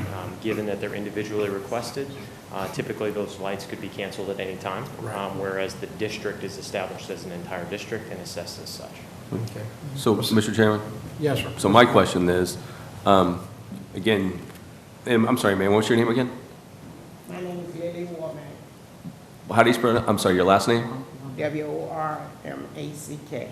Womack? Yes. Warmack, okay. So Ms. Warmack stated that the light she has now is brighter. So you're stating that you could check the looms on what's being installed to possibly brighten them so they could be as bright as what she has? So I wouldn't necessarily be able to speak to the power company on what they would do. We No, do that'd have- be, okay. Go So ahead. we can find out the difference in terms of what security light is on the property, what the lumens are there, Yeah. and then how that compares to the Okay. street lights that are done. Okay. All the street lights are done, they're pre-designed. In this case, Tetra Tech was the firm that came in association with the power company, Okay. designed all the street lights with a specified number of lumens, not necessarily in direct comparison to security lights in the area. Okay. But I can find out what the difference is and review it with the system. So my next question is, just a follow-up then, are we confident, though, that she would not have to pay for the current one she has moving forward? Well, it's up to her. Well, that's what the question I'm asking staff. Yeah, but that's a normal thing on those lights, that you can buy one of those for your electric company, they'll put it up, and Yeah. you get a monthly charge, that's Yeah. normal. You Right. can either keep it or not keep it. Well, that's what I want to make sure for her, Okay. so. Mr. So she's Cavalli, not paying yes. for two lights, but she only needs one. It's like, I'm not going to go Mr. buy Cavalli's got different. something Yes, so I to just want to make clear for the board and its consideration is that what Ms. Warmack has is a private property Right. security light. Right. That benefits her property. The assessment is the neighborhood streetlight district, which lights the streets. Right. The streets are lit to certain standards and lumens. So whether any property owner, of course, can add a security light to their property one way or another. Of course, it's going to be brighter because it's right there on her property. So I just want to make clear that the streetlights benefit the district, they benefit the community, whereas the light that she currently has benefits her property from a security perspective and makes her comfort that way. And I have a question following up Ms. on Markey? that. So we have the night sky, I believe, kind of requirements here. And do we have that on security lights as well? Because I would want to make sure they're shining down and not up. Yeah, so yes, ma'am. The streetlight district itself for the residential areas is required to conform to that. So that would put a lumens restriction, both on a lumens restriction as well as a directional restriction on how we do our streetlights. That could speak to why she's saying her current security light is brighter than the lights there. We can certainly take this address, confirm that, and get those details back to the board. And I just want to make sure that our security lights, sorry, choking. Okay, on the back. That the security lights are not shining up. I mean, all lights are just shining down. Sure. And if you know what night sky is, our lights don't take away the stars. So we're kind of progressive in that way here in the county, that all the lights and all our shopping centers and all our street lights have to shine down. Right. And that way you still have a night sky. That's what it's called, night sky. I think illumination on the street lighting is that way, so it is not so bright that it interferes with someone living in the house and too bright against their house, whatever. Let me talk about that for a So second. you have the choice of keeping your light and paying for it because you like that light better, but that street light has to stay and it goes along with the community as far as that assessment goes. Okay? The thing about it, will I be the one that pay for the light? If it stays there, can they discontinue it or something, that light there? Well, the light that we're talking about on the street will stay Yeah. there. The light that they just put in? For the street will stay there, yes, ma'am. Because I can't afford to pay for no two lights, and I would rather have the brighter light and have one that's not shining brighter, and because it shines all over. And you have the choice to keep the light that you have that's on your property. Yeah, but then I still That's your wind up personal paying for the choice. other one too. You just have to, be assessed for the other one also. That's what I say, that's not right. So, Yeah, for me to have to Could pay for y'all- two lights. let's staff go and check what she's talking about and be sure. Yeah, y'all Try need to to get check that into satisfied. that, because I'm not the only one living in that area that has big lights already on their property. And then several people, they did the same thing. Yeah. Put lights, other lights there, and you're gonna wind up paying for two lights. It just Right. doesn't make sense. But lighting and assessment, lighting that's in a community like it is to better that community by lighting it up, and you don't have dark areas on the streets and all where tend to cause people not to be doing the wrong thing out and where you got Well, lights. So that's the reason it's I for your had the- protection and your safety. That's why it's there. Yeah, that's the reason I had the light put there, because I was running a little small grocery store during the time, and I had the light put there for the safety of Right. seeing over the property, during the nights. It all then comes on, and when it get dark, and it goes out, and you get light in the morning. Okay. That was the purpose of it. Right. Thank you for your comments, and staff will come out and look at your light. All right. Okay, I thank appreciate you. that. Yes, ma'am.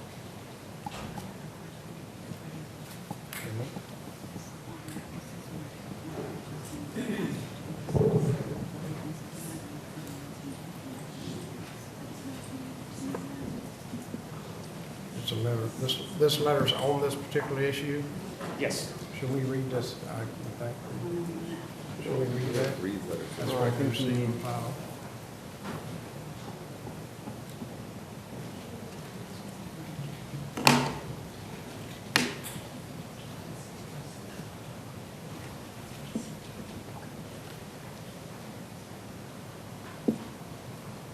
I mean, You can read it, into the record. Clerk can read it into the record if you want, but I think you ought to finish with public comment before we do that. All right. Yes, ma'am. Name and address for the clerk. Sharon Milton, 14632 21st Street, Dade City. I'm here on behalf of my mother that lives up in Lacoochee. A light was placed right next to the light on her property that you guys assessed or whoever assessed. My question is, who approved for the lights to be placed where they were placed? That's my first question. Second question, are they finished? Because the areas that are still not lit, that are very dark at night, they should have placed some of those lights instead of placing a second light on people's property. Maybe that light could have went where it's actually needed. And my mom and other elderly are in the same boat as Ms. Warmack's. But on my mom's property, they're much closer, like almost side by side. My mom's light does shine brighter than the one that they put up. So. You want to answer this question? Yes, sir. If we go back, this is a map of the lighting district that was designed. So when the community development grant was accepted, part of that was revitalization of the area and lighting the area. So in the area that was approved for the grant, Tetra Tech was involved in doing the design of the streetlights. So they took into account all of our land development codes, rural sky, dark sky, those types of things, and designed all the yellow lights, bubbles there in the map are the lights that are currently in there. As you've described, we can certainly take addresses of anyone that has possibly private security lights and things like that, look into that and make sure staff corresponds with them and shows them the option as you described. They can work with their power company if they choose to turn those off or not. But I would not want you to disrupt the grid of the streetlights. That can be dangerous too. I have that going on Turtle Creek. Yeah. And you drive in and it's lit up because of someone's security light, and all of a sudden you go into darkness and then it's lit up again. I think that's more dangerous. So I'd want to stick with the grid and find other solutions. Well, Mr. Chairman? Mr. Moore? Yeah, I got a question too. The lights the citizens are talking about, we're calling them security lights, but what's the height of these lights that we're calling security lights? Are they the standard size light pole, or are they smaller, are they shorter lights that are only directed towards the homes? I don't have that answer offhand. We can double check with Lacoochee River Electric and get you that detail. Okay. No, you don't. Okay. I mean, unless the residents are aware maybe, of their exact yeah, height ma'am, if you don't of the mind lights. explaining that If to me. I'm not mistaken, my mom's light that was there is the same height as the new one that they put in. Oh, really? I'm not 100% certain, but I'm almost certain. Well, I would think, I've seen these lights, I actually have paid for lights like this security light for individual homes. And they do light up real well. But you don't want to change the grid, because once you start changing the grid and mixing it up, and then you decide not to take the security light anymore, then it leaves a dark area. So we can't just do away with the grid. We got to stay with the grid. I understand what you're saying, but it didn't make sense. sense to put a light. It's not even 5 feet distance in between the two lights. So that light could have went farther down the road. If you go down Mosstown, between Warmack and Mosstown, there is no lighting. It is pitch dark. One of those lights on Mosstown could have went down a little farther over by a business. There's a business right there. Yeah. But, you know. Well, I understand what you're saying, but those lights are in a certain grid, and so. And maybe we to need a change few it, more maybe we do, lights. we'll Well, that's probably what end I up was doing asking. more the way it looks like. Yeah, Are you finished putting them up? Is that it? He'd have to answer that, I'm not sure. So, Mr. Chairman? Yes, Sorry. Mr. Moore. Are you finished putting them up? Are they finished? Oh, wait. So that's, again, so, ma'am, what's your last name again? Milton. Miss Milton. So Miss Milton had two questions. One was if they are finished, right? So Yes. The streetlight installation that is covered underneath this grant that was in association with community development is complete. Those lights are energized and pictured there. Okay, and our second question, if I'm not correct, was who made the decision of where to put these lights, and how is that recognized? My assumption that's with Lacoochee River Electric? Yes, that is with Lacoochee River Electric in cooperation with an external third-party consultant. In this case, it was Tetra Tech Incorporated that did that design, and it was approved through our LDC and also through REC. Okay. Mr. Chairman, Yes, sir. if I could, looking at the map, it's where Mostown Road hits Pine Products Road? Mostown Road where it hits Pine Products Road, is that your concern where there's no lights? She's between she's on Mostown, but she's between Warmack and Stewart. All right, where's the dark part of the business? Is that on, near Pine Products? No, it's between Warmack and 301. There's a business that sits on 301. It used to be a feed store, but from Warmack to 301, there's no lighting. And I can go to a few other areas, but I don't know if that's under the contract or whatever. This grid system doesn't go to 301. Yeah, it stops at Mostown. And It is on Mostown. The road that I'm saying, it's on Mostown. You're saying it stops at Mostown? There's one light that's right at the intersection of Womack and Mostown. There is a light there. Okay. You go a little further, it's To the dark. north? Well, So that's you're outside saying- the grid. Right. So that's outside of the grid. So it stops at Warmack and Mostown, is that what you're telling me? That's where the grid stops. I can't see that. So they could go up a little bit further and still be in the red boxed area. So maybe you could take a look at that one there, and then maybe if there's a need, even at Mostown and Pine Products Road, if there's capacity from another light or two that could be added in, it might help. Okay, And that's a still be different in the direction we're grid. talking about. But okay, that's fine. Thank you. Okay, thank you for your comments. Yes, ma'am, you'd like to speak?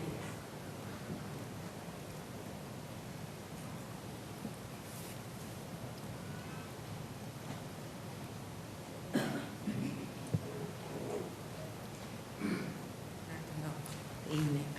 My name is Tommy Saul, and I live on Walmart Road.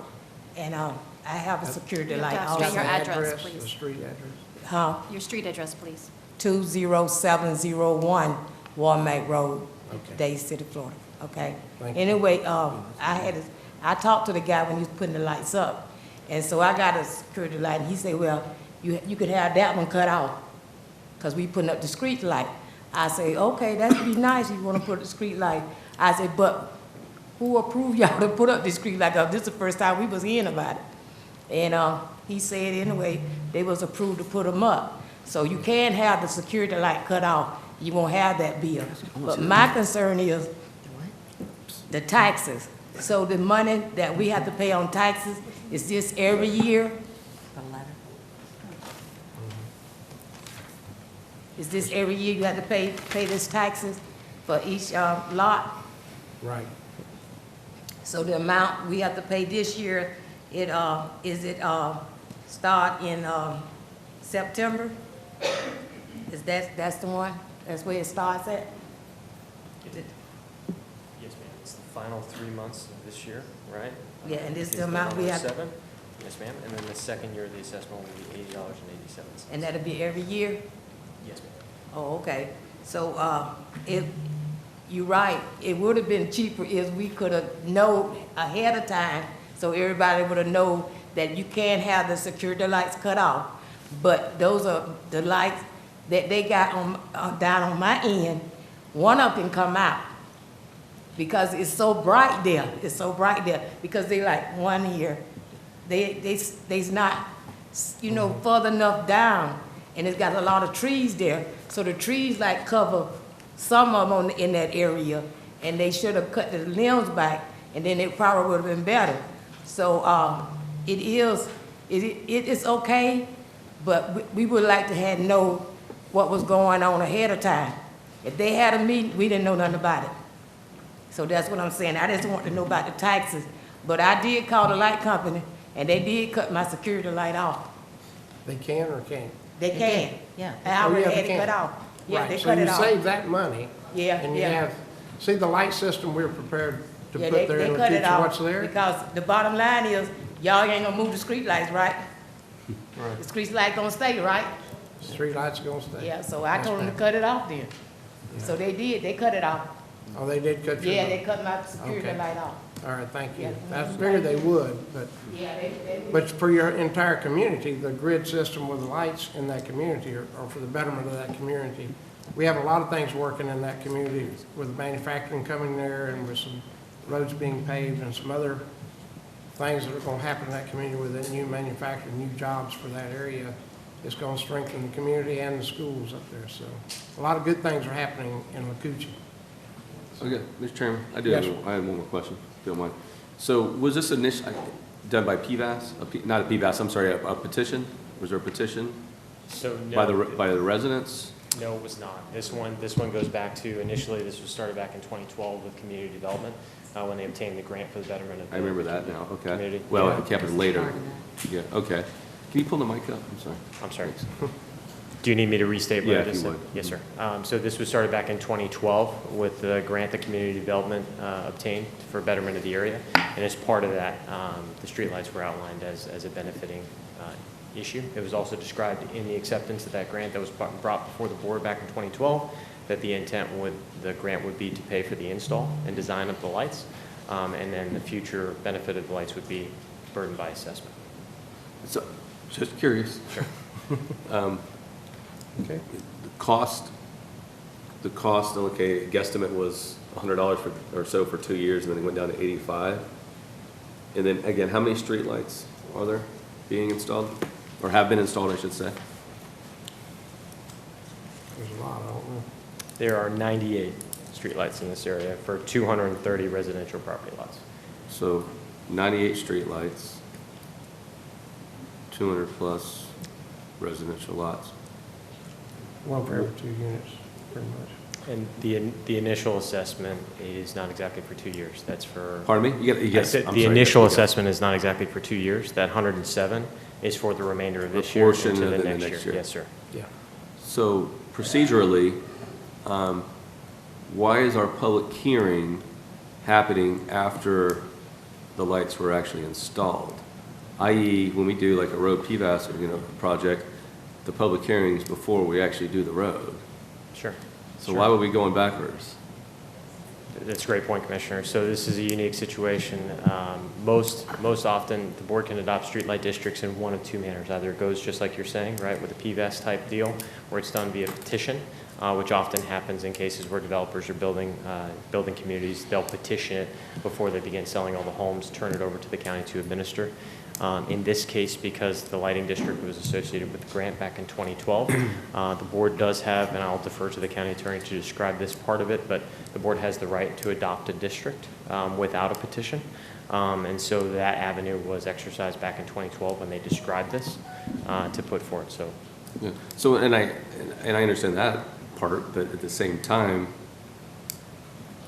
we're doing this, in my opinion, backwards. I mean, we're asking people to, whether I agree or disagree with how much the cost is, we're still asking them to come to a public hearing when the lights were already installed and say, well, we want you to pay for them. But I think the issue was the initial grant paid for the installation. They're not being assessed for the installation now. I understand it's a grant.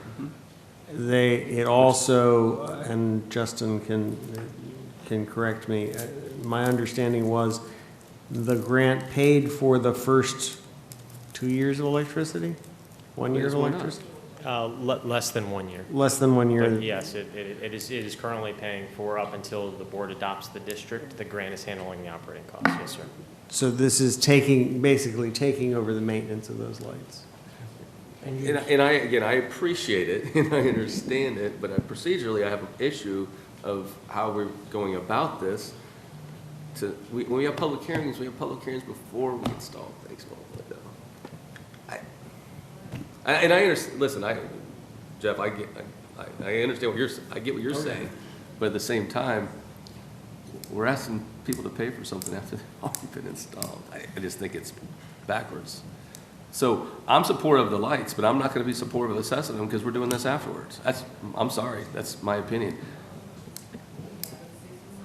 You know, if we did this for a road, we'd have 200 people lined up outside the door. Will we not, if we did it that way? If we built the road and then asked them to pay for it afterwards? But I think that where this, Ms. Starkey?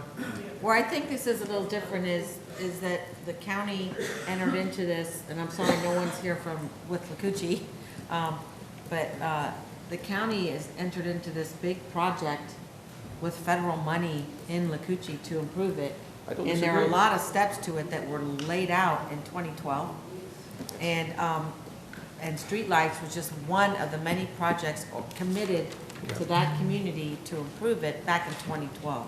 So this wasn't a surprise attack or anything here. This is one step in a plan that was set up a long time. that was set a long time ago, correct? Correct. Yeah, I mean, I wasn't here then, but. So, Mr. Chairman?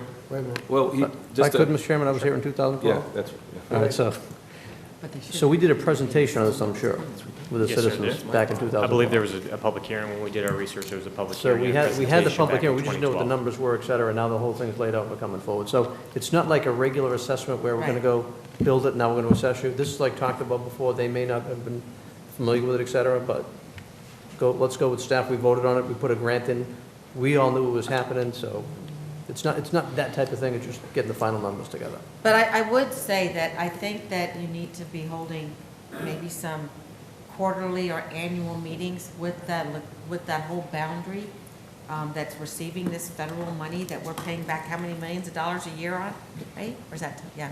So to let them know what the plans are, to make sure everyone knows what's going on. can I ask one more question? You want that? Can I ask one more question, please? Yes, we still got a public hearing going on. Oh, I know we do, but this is. Okay, Well, come it's on. not like we're not here till 6:30. All right, we're here. I mean, I didn't think this We one got- was gonna take you that know. long. we got time to talk. Kathy, I'm sorry, I'm gonna pull you up. I'm not answering. And you may or may not be able to answer this question. She wasn't here then either. I know she wasn't, but, so, with the CBD, I always say that wrong. I apologize. Community Development Block, Yeah. CDBG. CDBG, it's a tongue twister. You write that down so I don't mess it up again. Is there any type of grant to assist for a limited time to help pay for this, you think? Kathy Pearson, Assistant County Administrator, Public Services. So we do have CDBG dollars for lighting. They usually don't pay monthly bills for people, but I will double check with Marcy Esberg on that. We would help with the installations or things of that sort, but I don't know of any program that would pay their monthly bills. So let me double check that for you. Again, appreciate the comments that were made. I understand what you said and what Commissioner Mariano stated a second ago too, but again, to me, it's still odd. Well, Procedurally, how we're going about this time. Were you here in So, 2012? I was not. You were not? I was not here in wasn't either. 2012. But I think that's what happened, and you did have public comment back at that time, right? So- Yes, sir, there was a But public Did you hearing. set That a, process did you just set started an back there assessment before. and a rate at that time in 2012? No, sir. It No was not rate. mentioned, and Yeah, it's, we just need better communication. Yeah, this was all about helping our community. Well, Do I have we know. anyone else to speak publicly? I see a gentleman behind you. Thank you, Mr. Oakley. My name's Dee Carrick. I live at 39771 State Route 575 in Lakuchi. I don't live in this little red squared area, but I have pretty big of a stake in this community because I've lived here over 20 years. My wife's lived here all her life. They came in, these security lights, they come in, they just stuck them in. They really didn't, there wasn't anything before that letting people know that why it was coming in, Yeah. that we were made aware of. And they stabbed them all on the ground, they turned them all on. There's a lot of dark areas. I understand you got a map, it's nice, it's pretty, but if you go out there at night, the reality of it is there's a lot of areas that are pitch black dark that shouldn't be. If they were gonna go in and do something, go in whenever it's not light, whenever it's not daylight, or even go there, period. I mean, and then they go and they stick it on people's taxes. And like I made a comment, and I apologize, I spoke out of order, but you mentioned roads. There's $12,700 some dollars stacked on my stepdaughter's taxes for the roads they paved and the streetlights they put in. So when she doesn't have the money to pay those, because I don't have the money to give them to her, I live paycheck to paycheck. When she don't pay her taxes in 3 years, property goes up for tax sale. Am I correct, Mr. Oakley? So she loses her property. And that's just, that's not acceptable. It's not right. That girl makes $22,000 a year. She makes enough to pay her bills and get by. And that's about it. A lot of these folks here, they've lived there all their life. They're on fixed incomes. They don't make a ton of money. And every one of these ladies right here lives on one of those newly paved streets. They're not going to be able to come up with 12 grand. Let alone the measly $100 and some you're tacking on every year now. So we do have a program that helps people with certain income. So let's make sure that. CDBG will cover the low-income folks. Huh? The CDBG will cover the low-income folks. Yeah, we do have a program that if they're will help with that. homesteaded. If they're homesteaded. The problem is some people are renters and not necessarily homesteaded. But that goes on their rent, so. Yeah, my girl's a renter. And the homeowner stacks it right on top of her. Part of her rent. She doesn't pay a ton of money in rent. But part of her rent is she pays the taxes on the property. And he showed her the computer printout of the $12,700 some is stacked onto the property taxes. That woman don't make much more than that a year. What y'all are doing to these folks is wrong. You call them, security lights. They stick them in next to all these folks' lights that they've been paying for years. Excuse me, we're not calling them security lights. Okay, street lights. We're calling them street lights. Okay, Yeah. y'all call them street lights. But Why it should provides the other two. why should the people have to pay for them? I mean, I guess I don't get any more time. Is that? Or do I? No, I think your time's up. Yes, sir. I understand. Thank you for your comments. Anyone else here in the public would like to speak at this time? Seeing no one? Come back up.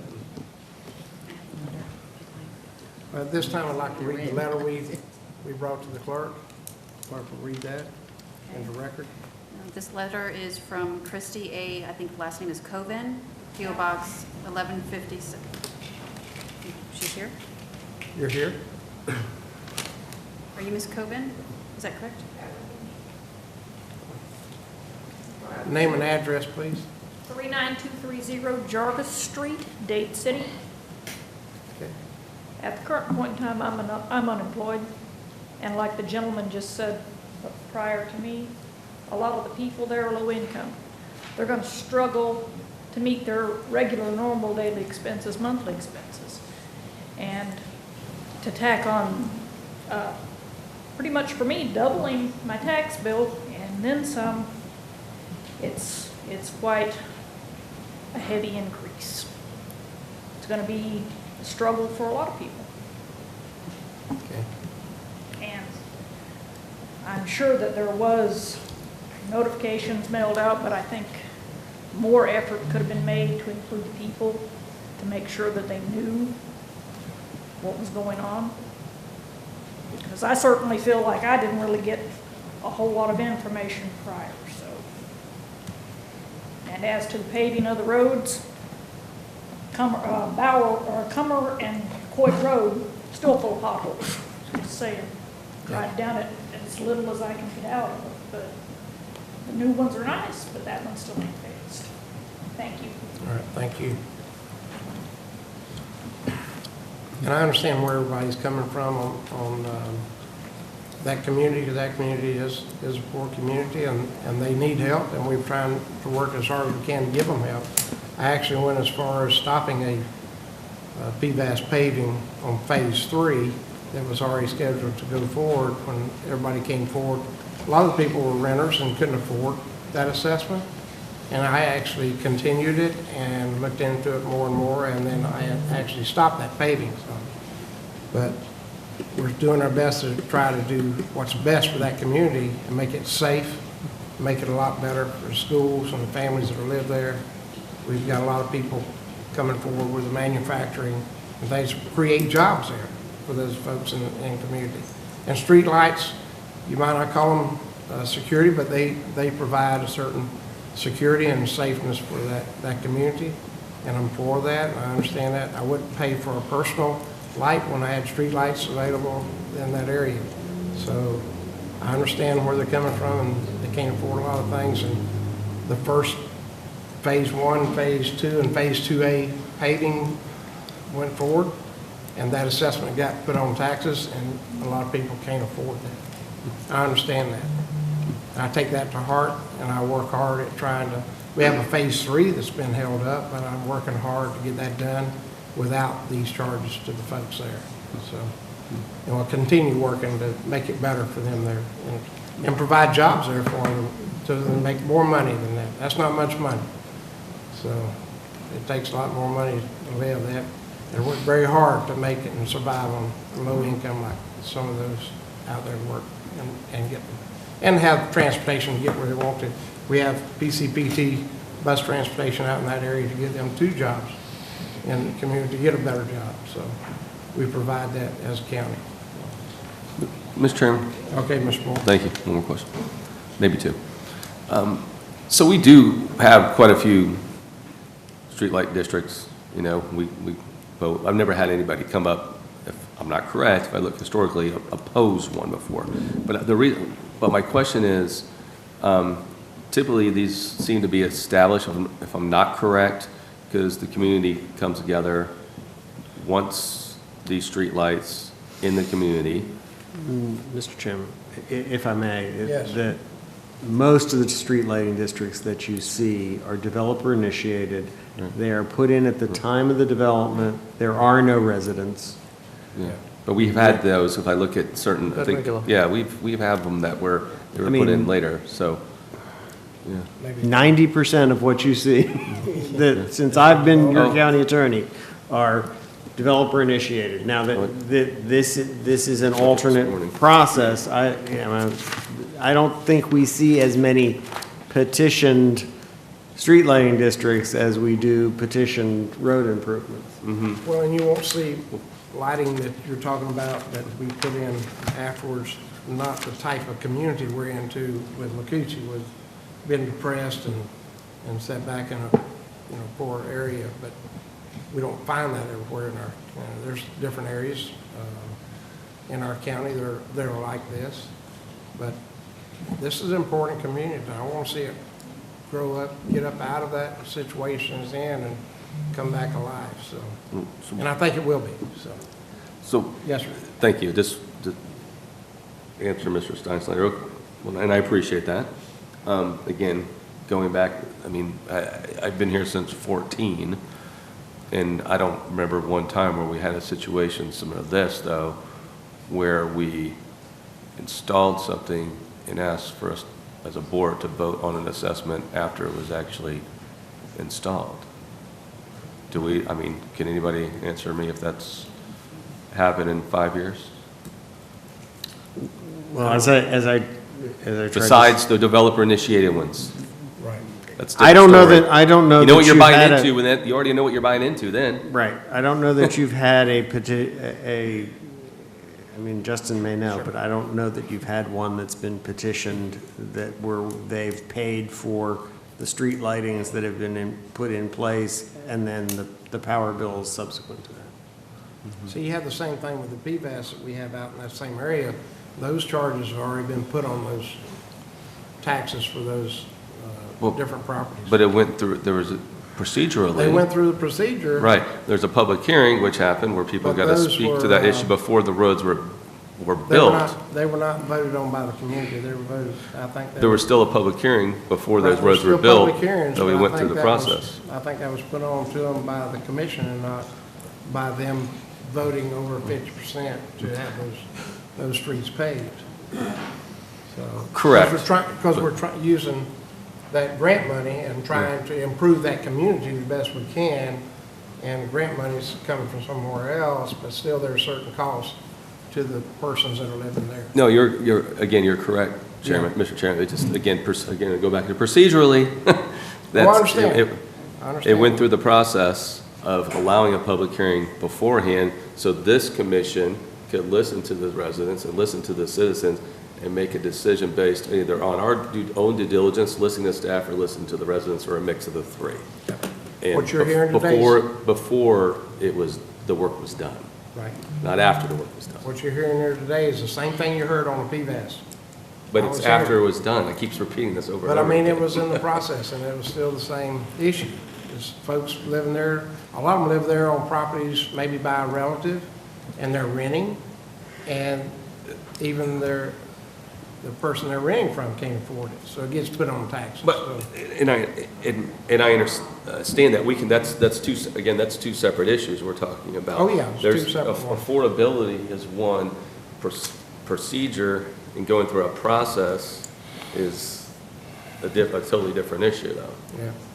I don't think, again, going forward, Yeah. and I mean, I know this started in 2012, so some people weren't here, but we cannot do it this way, in my opinion, ever again. If we're gonna have a public hearing before we assess somebody, we need to have a public hearing before we actually build something.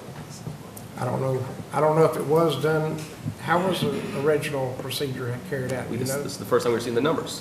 Yeah, on this one, like I said, this one will go back to 2012 when they presented the grant. This was done, and they mentioned street lighting would be part of that grant. They were going to design the district and then come forward and add, and I think the language, I don't have it on me, but we can pull that record and submit it. It talked about when those were designed, the cost would be estimated and brought back forward to the board. That is where we're at now, right? So the district was designed by Tetra Tech, and then they go in based on the number of lights recommended in conformance with LDC and dark sky requirements. They land on an estimate from the power company on those 98 lights being their operating cost. So there was no assessment at the time this was being approved early on for the grant? There was no assessment that anyone knew about or costs that would be passed on to the homeowners in that area? For this? Yes, Commissioner. The language in 2012 was that it would follow the streetlight assessment process, but no, a number was not identified in 2012 because that information was not yet available. Right. And the cost you see actually is basically about the same thing if you had gone and gotten a private lighting put up by your electric company. This price of the street lighting is basically about the same price. There's a ballpark, yes. $6 or $7 a Apples month. and oranges, as we've discussed, but Yeah. but yes, in Right. ballpark in terms of dollars, yes, sir. Yeah. Okay. Mr. Chairman? Yes, sir. You know, the paragraph in our agenda, let me read it to you. On April 11th, 2012, the BCC approved memorandum CD 12189, which approved the location and specific improvements in the Lakuchi neighborhood to be undertaken with a reallocation of Section 108 funds, period. These improvements included street lighting service from Withlacoochee River Electric Cooperative. The Section 108 funding is no longer available. Therefore, this action is needed. So that's why it's happening the way it's happening. It was actually included before. Now, with that section of funding, can someone dictate what happened to that funding? Just ran out, or?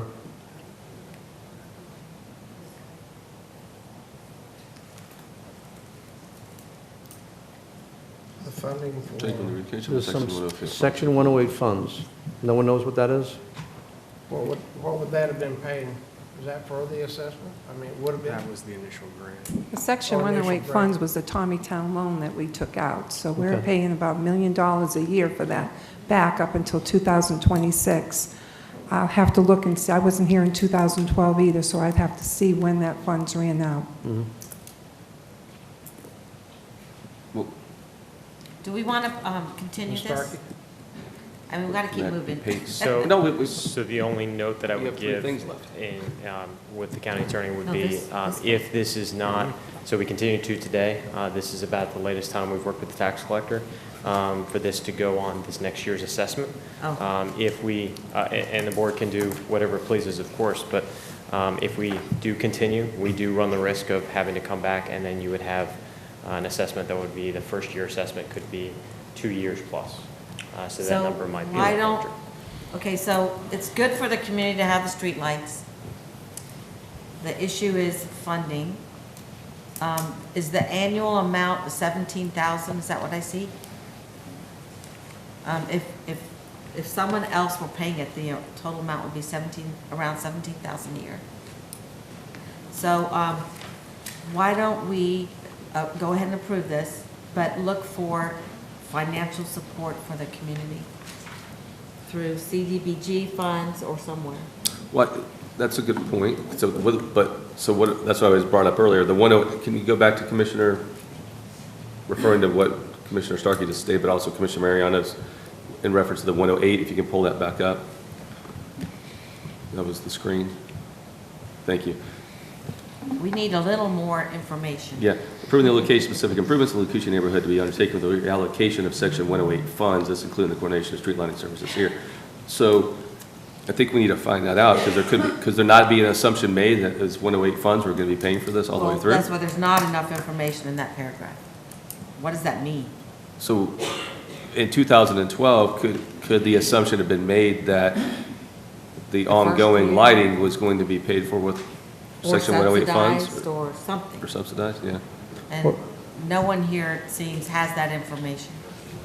But I think we should pass it. I think we need to pass it and look for a funding solution to help. Some kind of assistance to help that community? Yeah. Whether it's, percentage or something. Cover it for the first year or whatever. The total assessment in there is 17,000 something, is that the right number? According to the letter, we are 18,600. How much? 18,600. Okay. Total.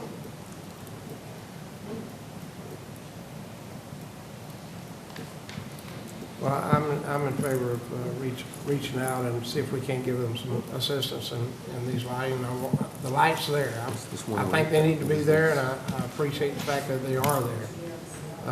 But that community, it's a growing community, and we need to help them if we can, and we look for some kind of assistance that we can give them. So we're just going to continue it? Is that what we're doing? No, I don't think we can continue. I think we have to pass it and go forward. with the promise that we They already will- have the lights, so it's not really. Right, well, I think we can continue it. we need to get the, Well, someone has to pay the power bill. So, Right. so either the lights are shut off, the county pays the power bill, or the assessment gets or we put could on. pay a I mean, percentage of the power bill. That's the three, really the three options you've got. Marcy is not here. We don't know so I say we pass it and we look for money to help subsidize it. You want to make a motion to that, right? That my motion is to pass this with the conditions that we find a way to help subsidize the cost at the least for the first year, because I think they didn't get any warning to save any money that this was coming. So I would say for this, the remainder of this year and next year. Right. And then we'll see what happens from there. Second. All right. So that includes approving the resolution that's before you, correct? Correct. Right. Yes. Okay. You have a motion and a second. All those in favor say aye. Aye. All opposed, like sign. Nay. Motion passed. Okay. You got a nay. One nay. 4-1. We need to find out about this Section 108 funds. I know, but we're at a deadline now. I know, and again, I go back to where the deadline is, but we should, these are questions we should have been able to answer while we're sitting up here and talking to everybody. Come on, guys. And we Not started you, to not talk you, but- about this at I mean, the last board or 2 board meetings ago, but we hadn't done public notice, I think. So now we're up against the wire. So right, yeah, this thank kind you. of got a little messed up. I do want to suggest that there are more community meetings about this project. So We're people going to know have more more. meetings about Yeah. Lucucci, so guaranteed. All right, so we're done with P10, P11. P11 was published in the Tampa Bay Times on July 26, 2019. Is the Caldwell Public Works.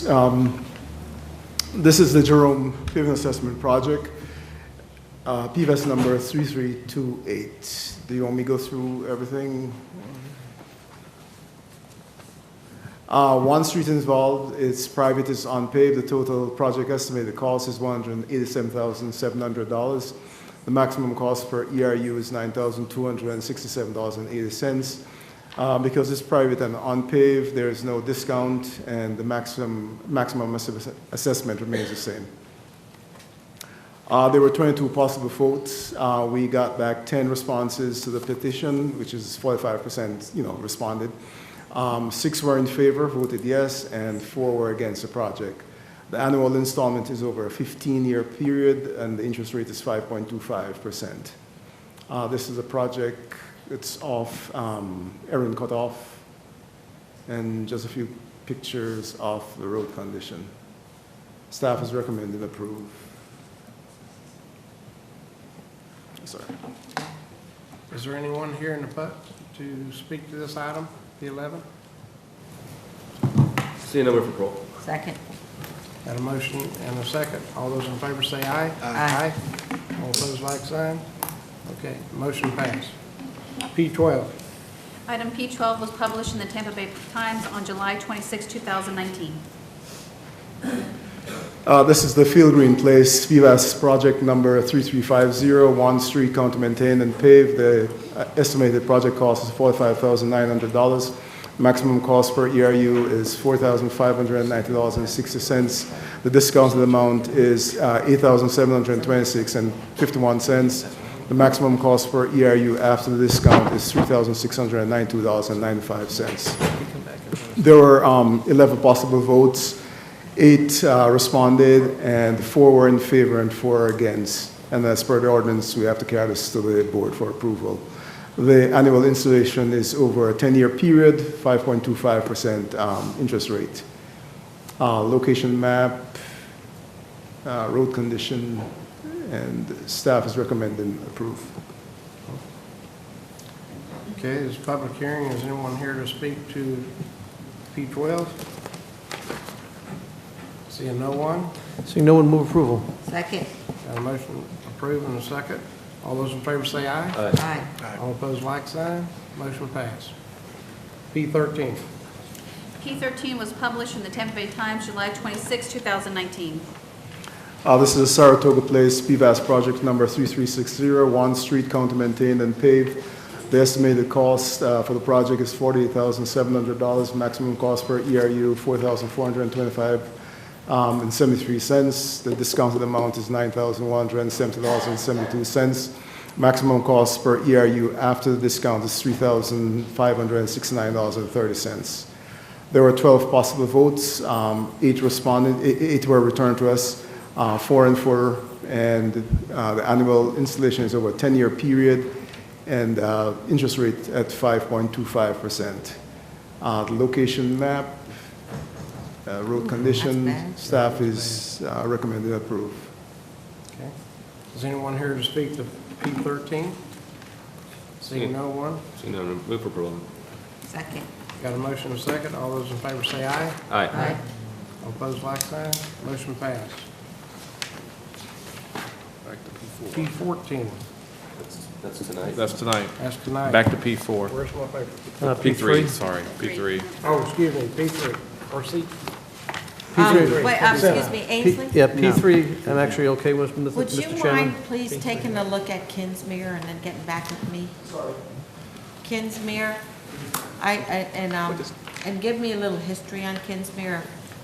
Last time it was paid, that's Trinity Oaks. Yes. I drove it Saturday, it's in really bad shape.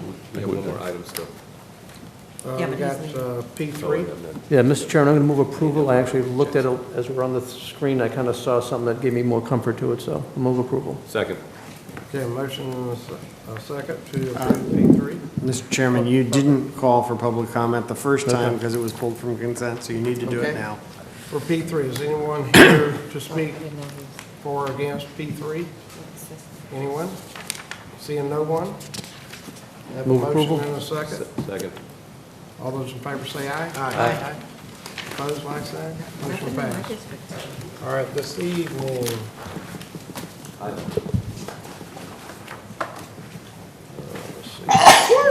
Bless you.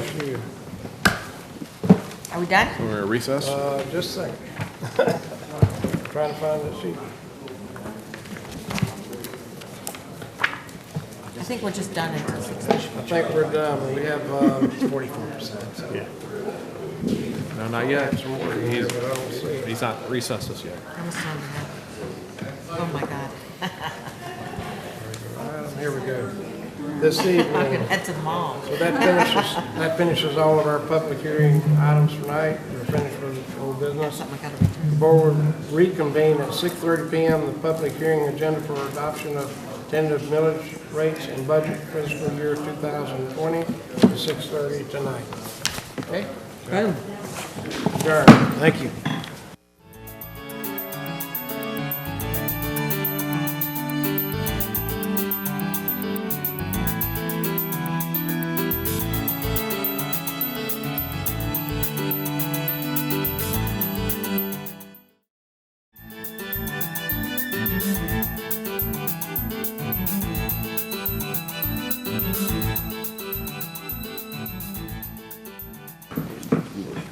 Good evening. I would like to call to order the FY 2020 millage rates and budget hearing.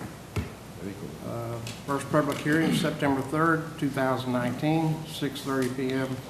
in Dade City. For those citizens who wish to speak on the budget during the public comment portion of the public hearing and have a signed up the sign-up sheet, you will be given an opportunity to speak during the public comment portion of the hearing. Mr. Goring, do we have proof of the notice for this meeting? Good evening. Yes, sir, Mr. Chair and members of the board. Notification for this meeting was provided in the trim or truth and millage notices mailed to each property owner. In accordance with state statute, the first issue to be discussed, recommended millage rates and the percentage changes from the rollback rates. Mr. Gordon, would you please provide that information? Yes, sir. The tentative aggregate millage rate for fiscal year 2020 as advertised on the trim notices was 9.2971 mils, which represents a 0.30% increase from the 2020 aggregate millage rate of 9.2694 mils. Since the total taxable value increased from 2019 to 2020, generating additional revenue levied for the same millage rate, the 2020 tentative aggregate millage is greater than the 2019 aggregate, actual aggregate millage, even though the millage rates have not changed between 2019 and 2020. At this time, I ask the board and members of the audience to refer to Table 1 in your handout, which shows the 2019 and 2020 millage rates for the various county levies.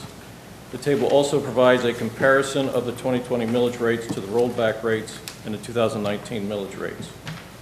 Rather than read this chart into the record, we have provided copies to each commissioner, board records, and members of the audience. Tonight, I would like to ask the commission to adopt the tentative millage rates and total budget. The millage rates adopted tonight are the maximum allowed by Florida law without mailing each property owner an additional notice. The board can reduce the millage rates tonight through the final hearing on September 18, 2019. However, the millage rate cannot be increased. Later in this meeting, should the commission wish to modify the budget, we ask that staff be directed to return on September 18th at the final public hearing with the desired amendments. At this time, I'd like to give a brief presentation of the general fund and transportation trust fund budgets, stating the tentative millage rates, the percentage change from the rollback rate, and the reasons for such change. As you know, the general fund is a county-wide in nature, such that all property owners with a net value pay ad valorem taxes into this fund. For fiscal year 2020, the tentative millage rate for the general fund is 7.6076 mils. This represents a 2.25% increase from the rollback rate of 7.4405.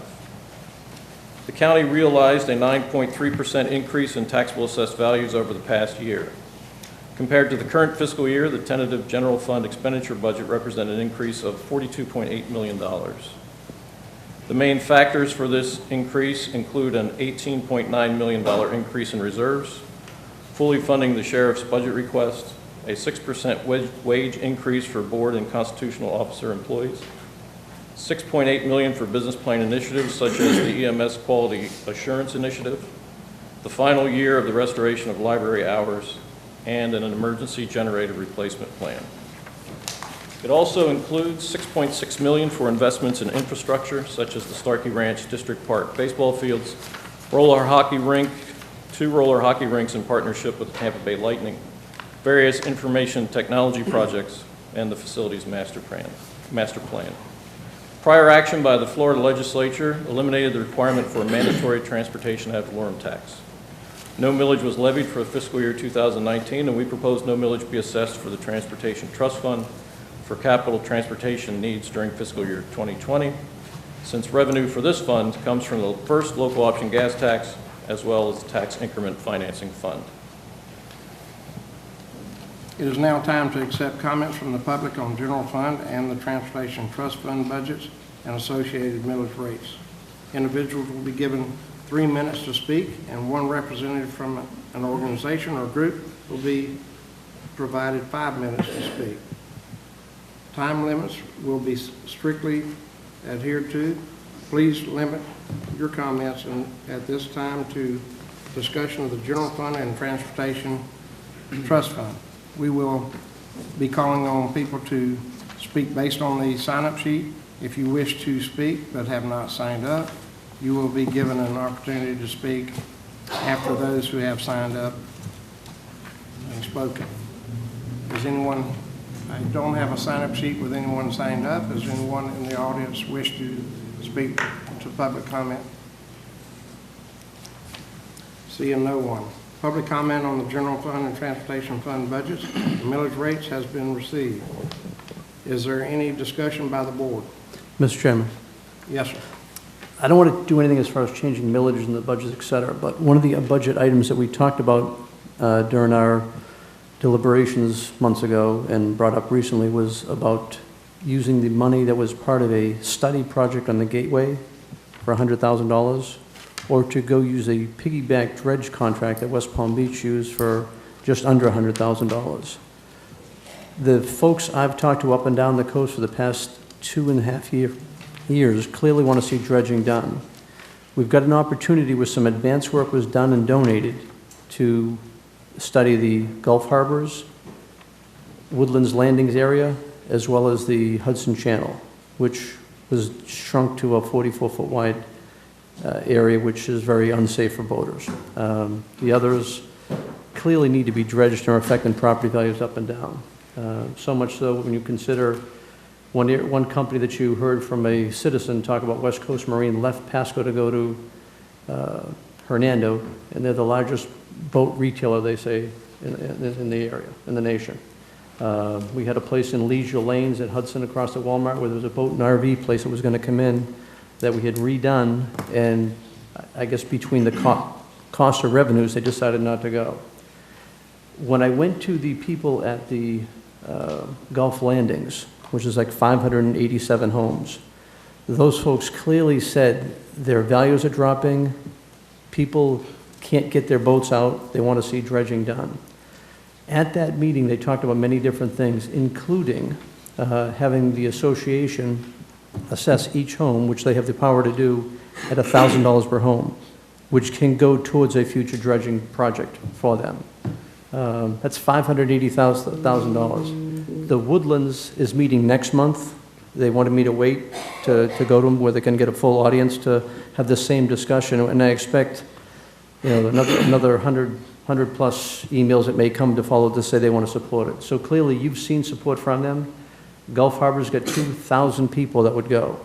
I think there's a huge opportunity to do something that'll generate something, part of an area we've studied, the harbors, many times, and put an action plan in place. This is clearly something that will benefit everybody. I've supported projects when we had Lakuchi way back when we had Tommytown, when I first got started here, about doing the right thing for wherever's in the county. This is the right thing for the coastal part of the county. It is a huge opportunity for us that'll increase property values, increase demographics, or improve demographics up and down, and with an existing $100,000 piggyback contract, rather than waiting for the BP Restorer money to use that we could use, I think we're going to need all that money and other money in the budget to match what these people are contributing, and then we can take the plan up and down the coast.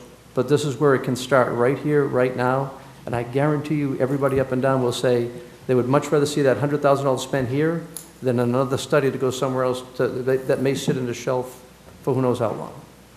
So my motion will be to take the $100,000 out of the Suncoast study market and put it into this dredging project that was trying to be set up by Piggyback from West Palm Beach. Well, I think the county administrator has something to say, but I'm trying to recall where the money for the Suncoast study was coming from. What pot of money? That's a BPI from the general fund. General fund. Yeah, So, for planning to do the long-range study on, because we've done the harvest plan, this is, and we haven't done any of the other 4 market areas, so this is the next one to do.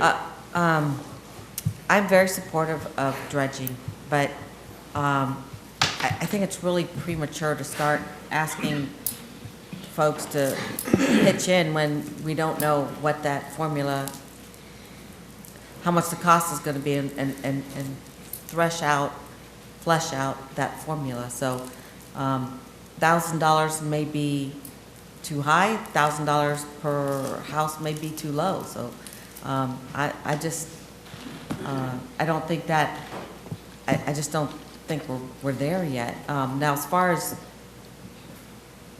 you're saying, take the $100,000 from the market study and put it to do this, the dredge study? Exactly. From there, we can go figure out how to do it, how to go get funded. Maybe the 1,000's not enough. Maybe it's going to take more. We can look at using the BP money. So you don't want to wait. You don't want to wait for the BP money. I don't want. Listen, they've been waiting for 3 years to get this done. The one meeting I went to at the Woodlands, you saw. I mean, you saw all the emails that came out at the landings. I mean, you saw that these people want to see dredging done, and it's radiating up and down. They want to see some action done on this, and now's the time to go do it when you have the contract. So what in if place. this is a loan from the general fund, and then when we get the BP money, it goes back to do the. I mean, Yeah. Commissioner, if you go with a piggyback contract, you won't be able to get the Treasury money back. It wasn't procured through the appropriate process. So we're working through the appropriate process now to get a consultant on board, working through the Treasury process, but we're probably 6 to 9 months from having that ready to be approved by the board. So if you move forward with a piggyback contract, you'll never get the $100,000 back through the Restore Act. So you're basically, you're spending it there as opposed to waiting the 6 to 9 months to getting through the right process, through the Treasury process, to get the contract and award it the right way. Even then, we'll have to spend the $100,000 and then we'll get reimbursed by the Treasury for that. But we can do that at that point. That's not that big of a deal. If you go with piggyback, you're never getting that $100,000 back. And again, 3 years of waiting from a meeting up at Sea Ranch when I had every single area up and down the coast that came to the meeting at Sea Ranch said they wanted dredging done. We've had spent money on Dewberry. Well, yeah, it may, and I think, I hear a lot of positive things in Gulf Harbors, but of course, we haven't talked a number yet either. So, but I mean, 1,000 may not be enough, and hopefully they all stay positive if it's more. I have no clue how much that's going to cost. But I don't know, I might be okay with that. Can I ask? Commissioner, should we get? Yes, sir. Thank you. Again, just to kind of restate what you said a second ago in reference to, okay, if we take the $100,000 now, or in the future, you can't do a loan off. You can't borrow from the future. So the piggyback contract the Commissioner was referencing was not procured through the Treasury process in compliance with the Restore Act rules. Okay. So if you execute that contract, the money you spend on that contract will not be eligible for reimbursement from the Restore Act pot of money. Is that the only way to do it? Is piggyback? That's if you want to execute a contract in the next 2 to 6 weeks. We are going through that process now to procure the same type of services in compliance with the Restore Act rules. We will be through that process in about 6 to 9 months, and we'll have action in front of the board to award the contract under the Restore Act rules. So that would be still, you would fund that contract, and then we would be reimbursed by Treasury. But if you go a piggyback now with a contract that was not procured under the Restore Act, you will not be able to get reimbursement from that in the future. What takes 9 months to put a contract out? We are request working for- through the Treasury rules, and some of that requires certain public notices, and so it's a. Federal government. It's, we're working with the federal government, and if you want their funds, you have to go through their process. So follow-up question, Mr. Chairman? Yes, sir. So basically what you're saying is if we do it today, that we cannot be, quote, reimbursed via the Restore Act dollars. If we wait 6 or 7 months, we could be. Correct. But is that definite, or that's not for sure either? If we follow the It Restore could, Act yeah, it could. process, then we will be reimbursed through that process.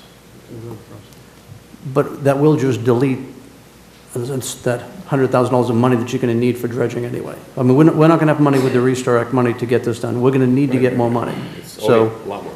yeah, so it's just like, this is just to get the easiest project started I mean, I'm with 2,800 homes that are Since I'm okay. fired up about this. And you've got all this advance work that was donated, where that's why that cost is so low right now. And instead of spending money on another study, we're going to put it to work. Well, on a study. I mean, I got $587,000 that they're looking to bring forward to get this next step done. Mr. Chairman? Yes, sir, Mr. Moore. I just don't want this to get out of whack, though, all right? And I'd love to hear everybody weigh in on this. If we move forward with this now, I want to make sure that everybody understands it's a study, right? Because the last thing you want to do is get people's hopes up to think that 6 months down the road or 8 months down the road, just because we're moving this up 6 or 7 or 8 months, that we're going to be popping out there, you know, and dredging anytime soon. So I don't want to give anybody false hope, because that's not the reality. We know that can't happen. It can't possibly happen. Right. Because the study itself could take, how long do we think, possibly? That's a general question for anybody who can answer it. I think Mr. Carvalho may have that answer. Mr. Underwater Roads. Mike Carwell, Public Infrastructure, excuse me, about 6 months for that. So about 6 study. months. Yeah. Okay, so the study be done, once, it just moves everything up 6 months, possibly. Yeah. But again, I just want to make sure that we don't get anybody's hopes up, because, again, we don't know where, okay, let's say the project, if they're throwing a number out there, says it's $50 million, right? Or more. Where is that going to come from? We don't know at this time. So, again, I just don't want to get anybody's hopes up that this is going to be a quick process or a fast process by any means once the study's done. Because we do studies all the time, and we know it, we do studies, and there's work not done after that study. Right? All the follow me? time. Or it takes many, many, many years for that work to progress, so. And I want to add that the Restore Committee has not yet voted or ranked dredging as one of their projects that they would fund. So there's that step still to go to. They approved the 100,000 for the study. They have not approved anything else. That is correct. Right. And then let me say this, though, as far as to the history of the Restore Act, the first allocation, they gave $667,000 to the city of Port Richey to do dredging.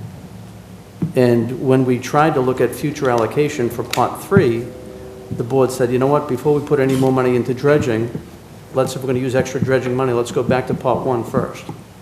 And we just haven't been to the stage to even bring it back for that. Well, we don't know the cost yet.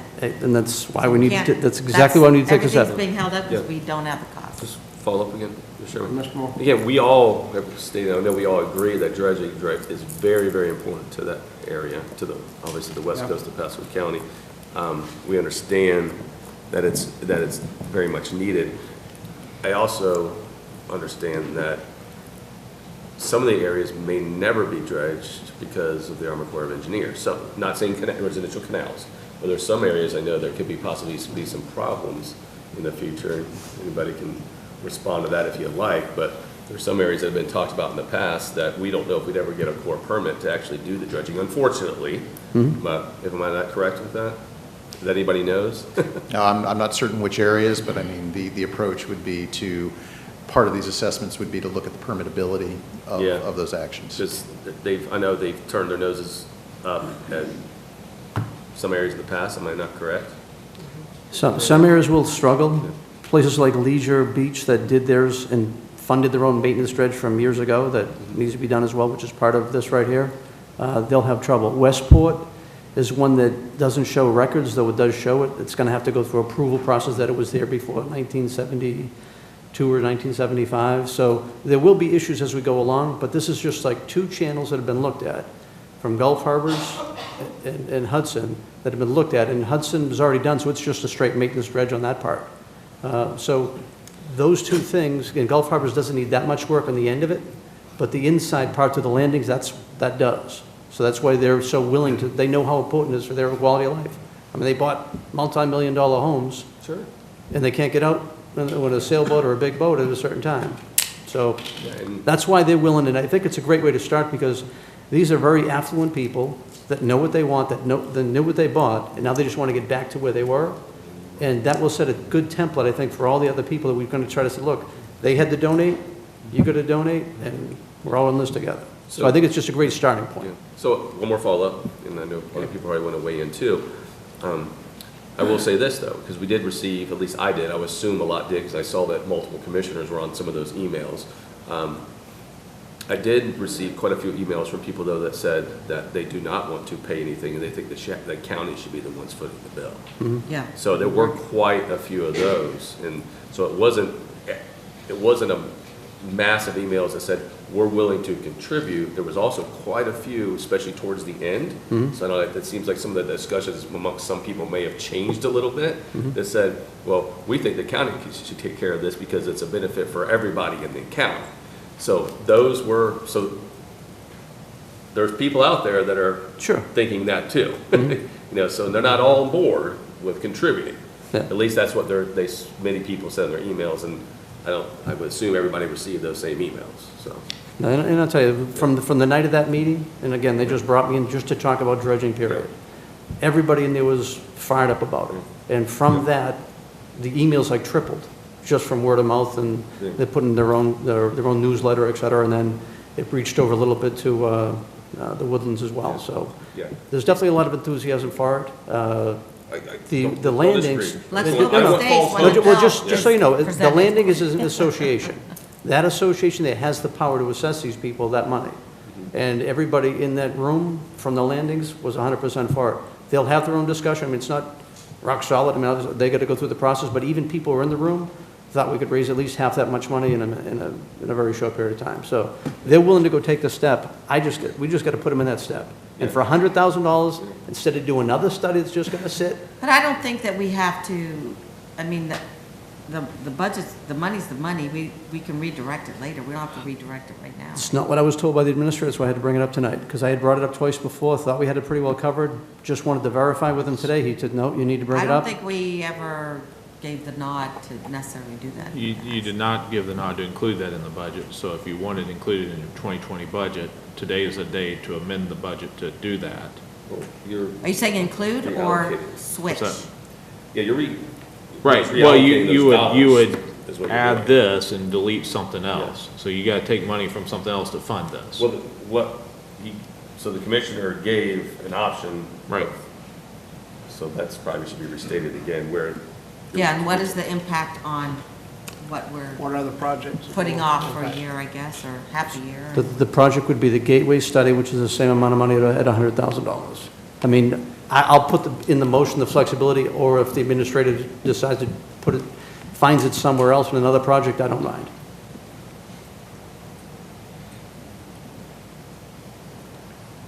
Chairman. Have any more pennies Mr. come Wells? in since, Mr. Wells? people do a lot of shopping? And we've all, said we're in favor of the dredging. I've been getting a lot of emails too, and I think folks are getting the wrong idea, but that's not a discussion for today.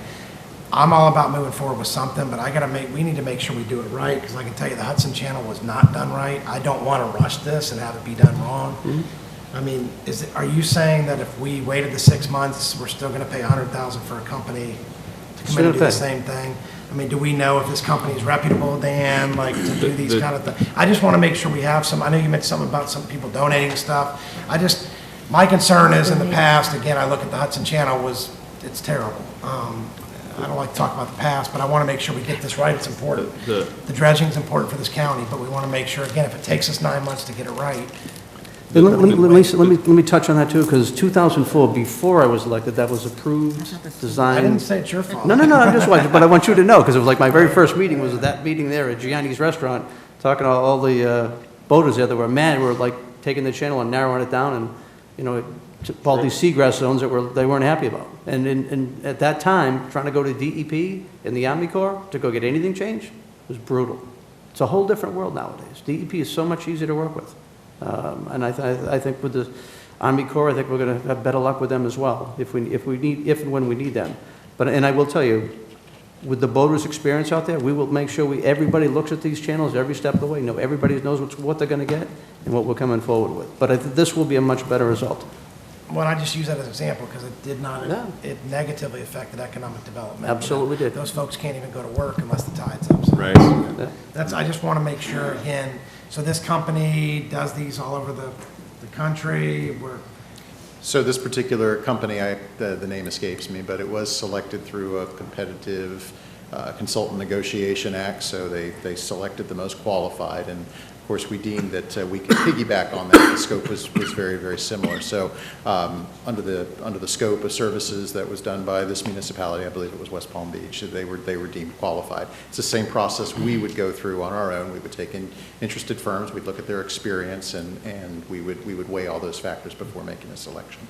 In this particular case, the scope, whether we go this route or we go 6 to 9 months from now as we get all the federal requirements taken care of, it would be the same. We would do some desktop survey, we would do underwater diving and surveys, so we can have a better idea as to what the real costs are going to be, doing soil samples and things, because really the heavy cost with a lot of dredging is what do you do with the material afterwards, and in addition to getting it up. So whatever approach we take, we're going to be doing it the right way. So to answer your question, yes, this firm was selected through a qualification process, so therefore they would be deemed qualified.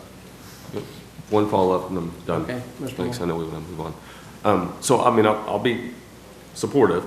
I just, again, going back to, I just want to make sure the messaging is correct to the public, that what goes out, however it goes out, that this, again, once again, is a study. I don't want to give people false hope, and I'm sure you can appreciate that. I want to make sure that, again, in my opinion, and I can't, you know, everybody can do what they want to do. I mean, you're your own person, but I think when letting people know that the study's being done and almost holding off for additional meetings for a while until that information comes in, then you're able to disseminate that information that's received from the study and have a better idea of where and if things could move forward. Again, I just don't want, say it again, give people hope, and this number comes back at some extraordinary number that we would, in our minds, we can know that we could just not pay unless people, you know, are dropping 15, 20, 30,000 a pop. No, yep. Well warranted, and I think we can devise some type of verbiage that we can have for everybody, that they can actually hand out at the meetings or whatever they're going to do to give the word. Says, here's what we're going to do, and until the study's done, we're going to wait for any number of conversations to wait until that point. I think you should wait. And I'll bring this before the board, so that we can all look at it, and if we get any tweaking we need to do, you can look at it as well before we let that go to the public. And if I may add to the commissioner's point, yes, this is sort of gets you to a conceptual early design. There is still engineering and permitting and things that you have to go through where you would further refine your costs. So this kind of gives you that order of magnitude. But this is just the main channels. I mean, this is not the residential channels. That is correct. These are just those two main channels. So you're not even going to get a number for the residential channels. The intention is to spend manpower diving those particular channels, doing soil samples and those types of things. So we will be spending a focused area on those two channels in particular. 2 areas or 2? The Gulf Harbors channel and then the Hudson. I think it was Hudson. Well, there's a lot of channels in Gulf Harbors. Yeah, I thought we were going to connect to the Gulf Landings channel coming out as well. Yeah, I'd have to look at the maps, Okay. but it was All right, okay. Yeah. The ones that were shown before in the presentation. That is correct. Yeah, it's, Okay. it's more than just 2. Yeah. Well, and the contract has to come back for the board to approve anyway. Okay. This is just a budget adjustment so that we know what to bring you on the 18th. And if you want to the commissioner's motion would give us direction to adjust the budget for I second that. the motion. I second the motion. Okay. So I have a motion and a second.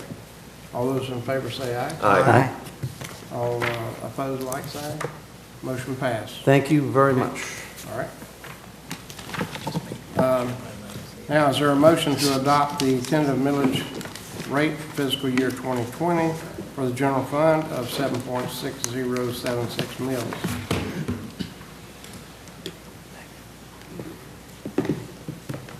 Oh, so moved. Second. Settle up. I got a motion and a second? Yes. I didn't hear the second. I second. Okay. I got a motion and a second. All those in favor say aye. Aye. All opposed, like sign. Motion passed. Is there a motion to adopt the tentative millage rate for fiscal year 2020 for the Transportation Trust Fund of 0.0000 mills? So moved. Got a Second. motion and a second. All those in favor say aye. Aye. All opposed, like sign. Motion passed. Mr. Goring will now provide a summary of the fire MSTU budget stating the tentative millage rate, the percentage change from the rollback rate, and the reasons for such a change. Thank you, Mr. Chairman. The Fire MSTU Fund has a tentative tax levy of 1.8036 mils, which represents a 5.31% increase from the rolled back rate of 1.7126. The increase in property values results in approximately an additional $4 million from property taxes. The total fund for fiscal year 2020 is $3.8 million higher than the current year. The increase is primarily attributable to the negotiated firefighter wage increase, as well as staffing for some of the new fire stations. Will we now receive public comment on the fire MSTU, tentative millage rate, and tentative budget? Is there anybody from the public wish to speak to this item?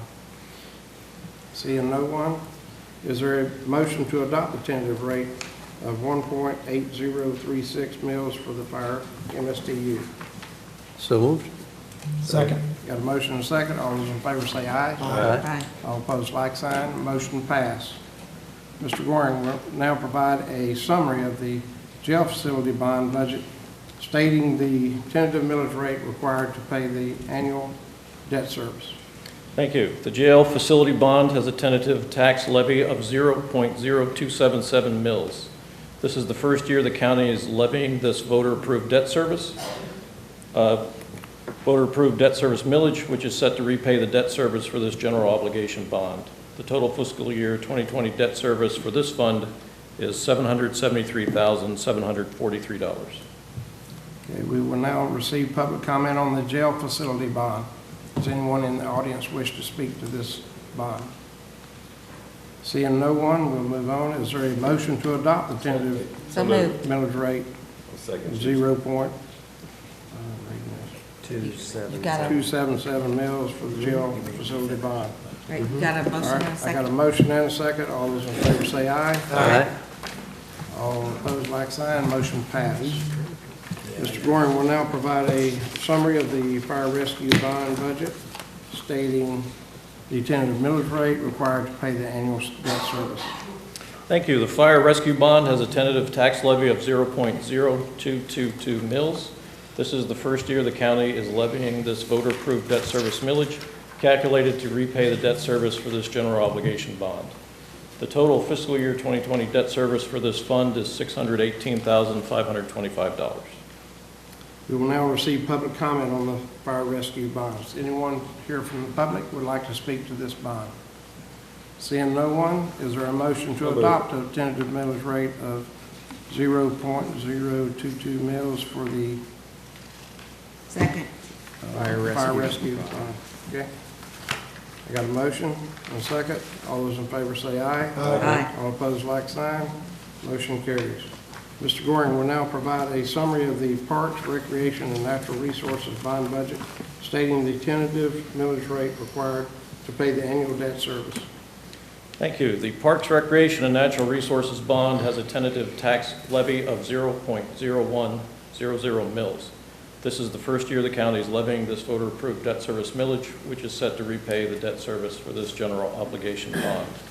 The total fiscal year 2020 debt service for this fund is $279,616. We will now receive public comment on Parks, Recreation, and Natural Resources bond. Does anyone from the audience here wish to speak to this item? Seeing no one, is there a motion to adopt the millage rate? So moved. 0.0100 mills for the Parks, Recreation, Natural Resources. I got a motion? Second. And a second. All those in favor say aye. Aye. All opposed, like sign. Motion carries. Mr. Goring will now provide a summary of the library's bond budget stating the tentative millage rate required to pay the annual debt service. Thank you. The library's bond has a tentative tax levy of 0.0096 mills. This is the first year the county is levying this voter-approved debt service millage, which is set to repay the debt service for this general obligation bond. The total fiscal year 2020 debt service for this fund is $268,140. We will now receive public comment on the library's bond. Is anyone here to speak to the library's bond? Seeing no one, is there a motion to adopt the millage rate of 0.0096 mills for the library's bond? Second. Got a motion and a second. All those in favor say aye. Aye. Aye. Motion passed. Mr. Warren will now provide a summary of remainder of fiscal year 2020 tentative budget. Mr. Chairman, the tentative budget for the fiscal year 2020 is comprised of 71 separate funds and totals $1,465,819,198 net of interfund transfers. If you refer to Table 2 in your handout, you will see the revenue sources and expenditures identified by type without regard to individual funds, as stated prior to any action taken by the board tonight. We will now receive public comment on the remainder of the budget. Is anyone here to speak to the budget? Seeing no one, at this time I entertain a motion for the tentative fiscal year 2020 budget as outlined by staff. So moved. Second. Got a motion and a second. All those in favor say aye. Aye. All opposed, like sign. Motion passed. Mr. Chairman, members of the board, the actions you have taken here today has set the tentative aggregate millage rate at 9.2971 mills, which reflects an increase of 0.30% above the rollback rate. I would now ask Mr. Goring to read the resolution adopting the tentative levying of ad valorem taxes of fiscal year 2020. That resolution by title only, a resolution of the Board of County Commissioners of Pasco County, Florida, adopting the tentative levying of ad valorem taxes for Pasco County for fiscal year 2020, providing for an effective date. Is there a motion for approval of the resolution adopting the tentative levying of the ad valorem taxes for Pasco County fiscal year 2020? Have a motion? Second. And a second. All those in favor say aye. Aye. All opposed, like sign. Motion passed. I would now ask Mr. Goring to read the resolution adopting the tentative budget for the fiscal year 2020. Thank you. By title only, a resolution of the Board of County Commissioners of Pasco County, Florida, adopting the tentative budget for fiscal year 2020, providing for an effective date. Is there a motion for approval of the resolution adopting the tentative budget of Pasco County fiscal year 2020? Have a motion? Second. And a second. All those in favor say aye. Aye. All opposed, like sign. Motion passed. Thank you. Mr. Chair and members of the board, any changes made between now and the final public hearing will be detailed in a memorandum which will be provided to you with your agenda for the regular meeting of September 18th, 2019. Staff recommends the board provide direction prior to the public hearing on the 18th regarding any additional amendments to the tentative budget as a result of the memorandum mentioned above, and any other amendments that the board so desires. These changes can then be incorporated into the resolutions for the public hearing of September 18, 2019. This concludes the first public hearing of fiscal year 2020 budget. At this time, I'd like to ask Commissioner Wells if he, for some old business. Yes, sir. Thank you, Chairman. I would like to reappoint, give me just a moment here, I apologize. Yes. Higgins Price. Higgins Price to the VOPH board. Second. Don't, No, it doesn't require a vote, it just requires the board know. making the appointment. Thank you, let us Letting know. us know. Ms. Mariano. And I'd like to appoint Dale Maggard to the VOPH as well. Okay, thank you. At that time, this concludes the meeting, and we are adjourned. Thank you.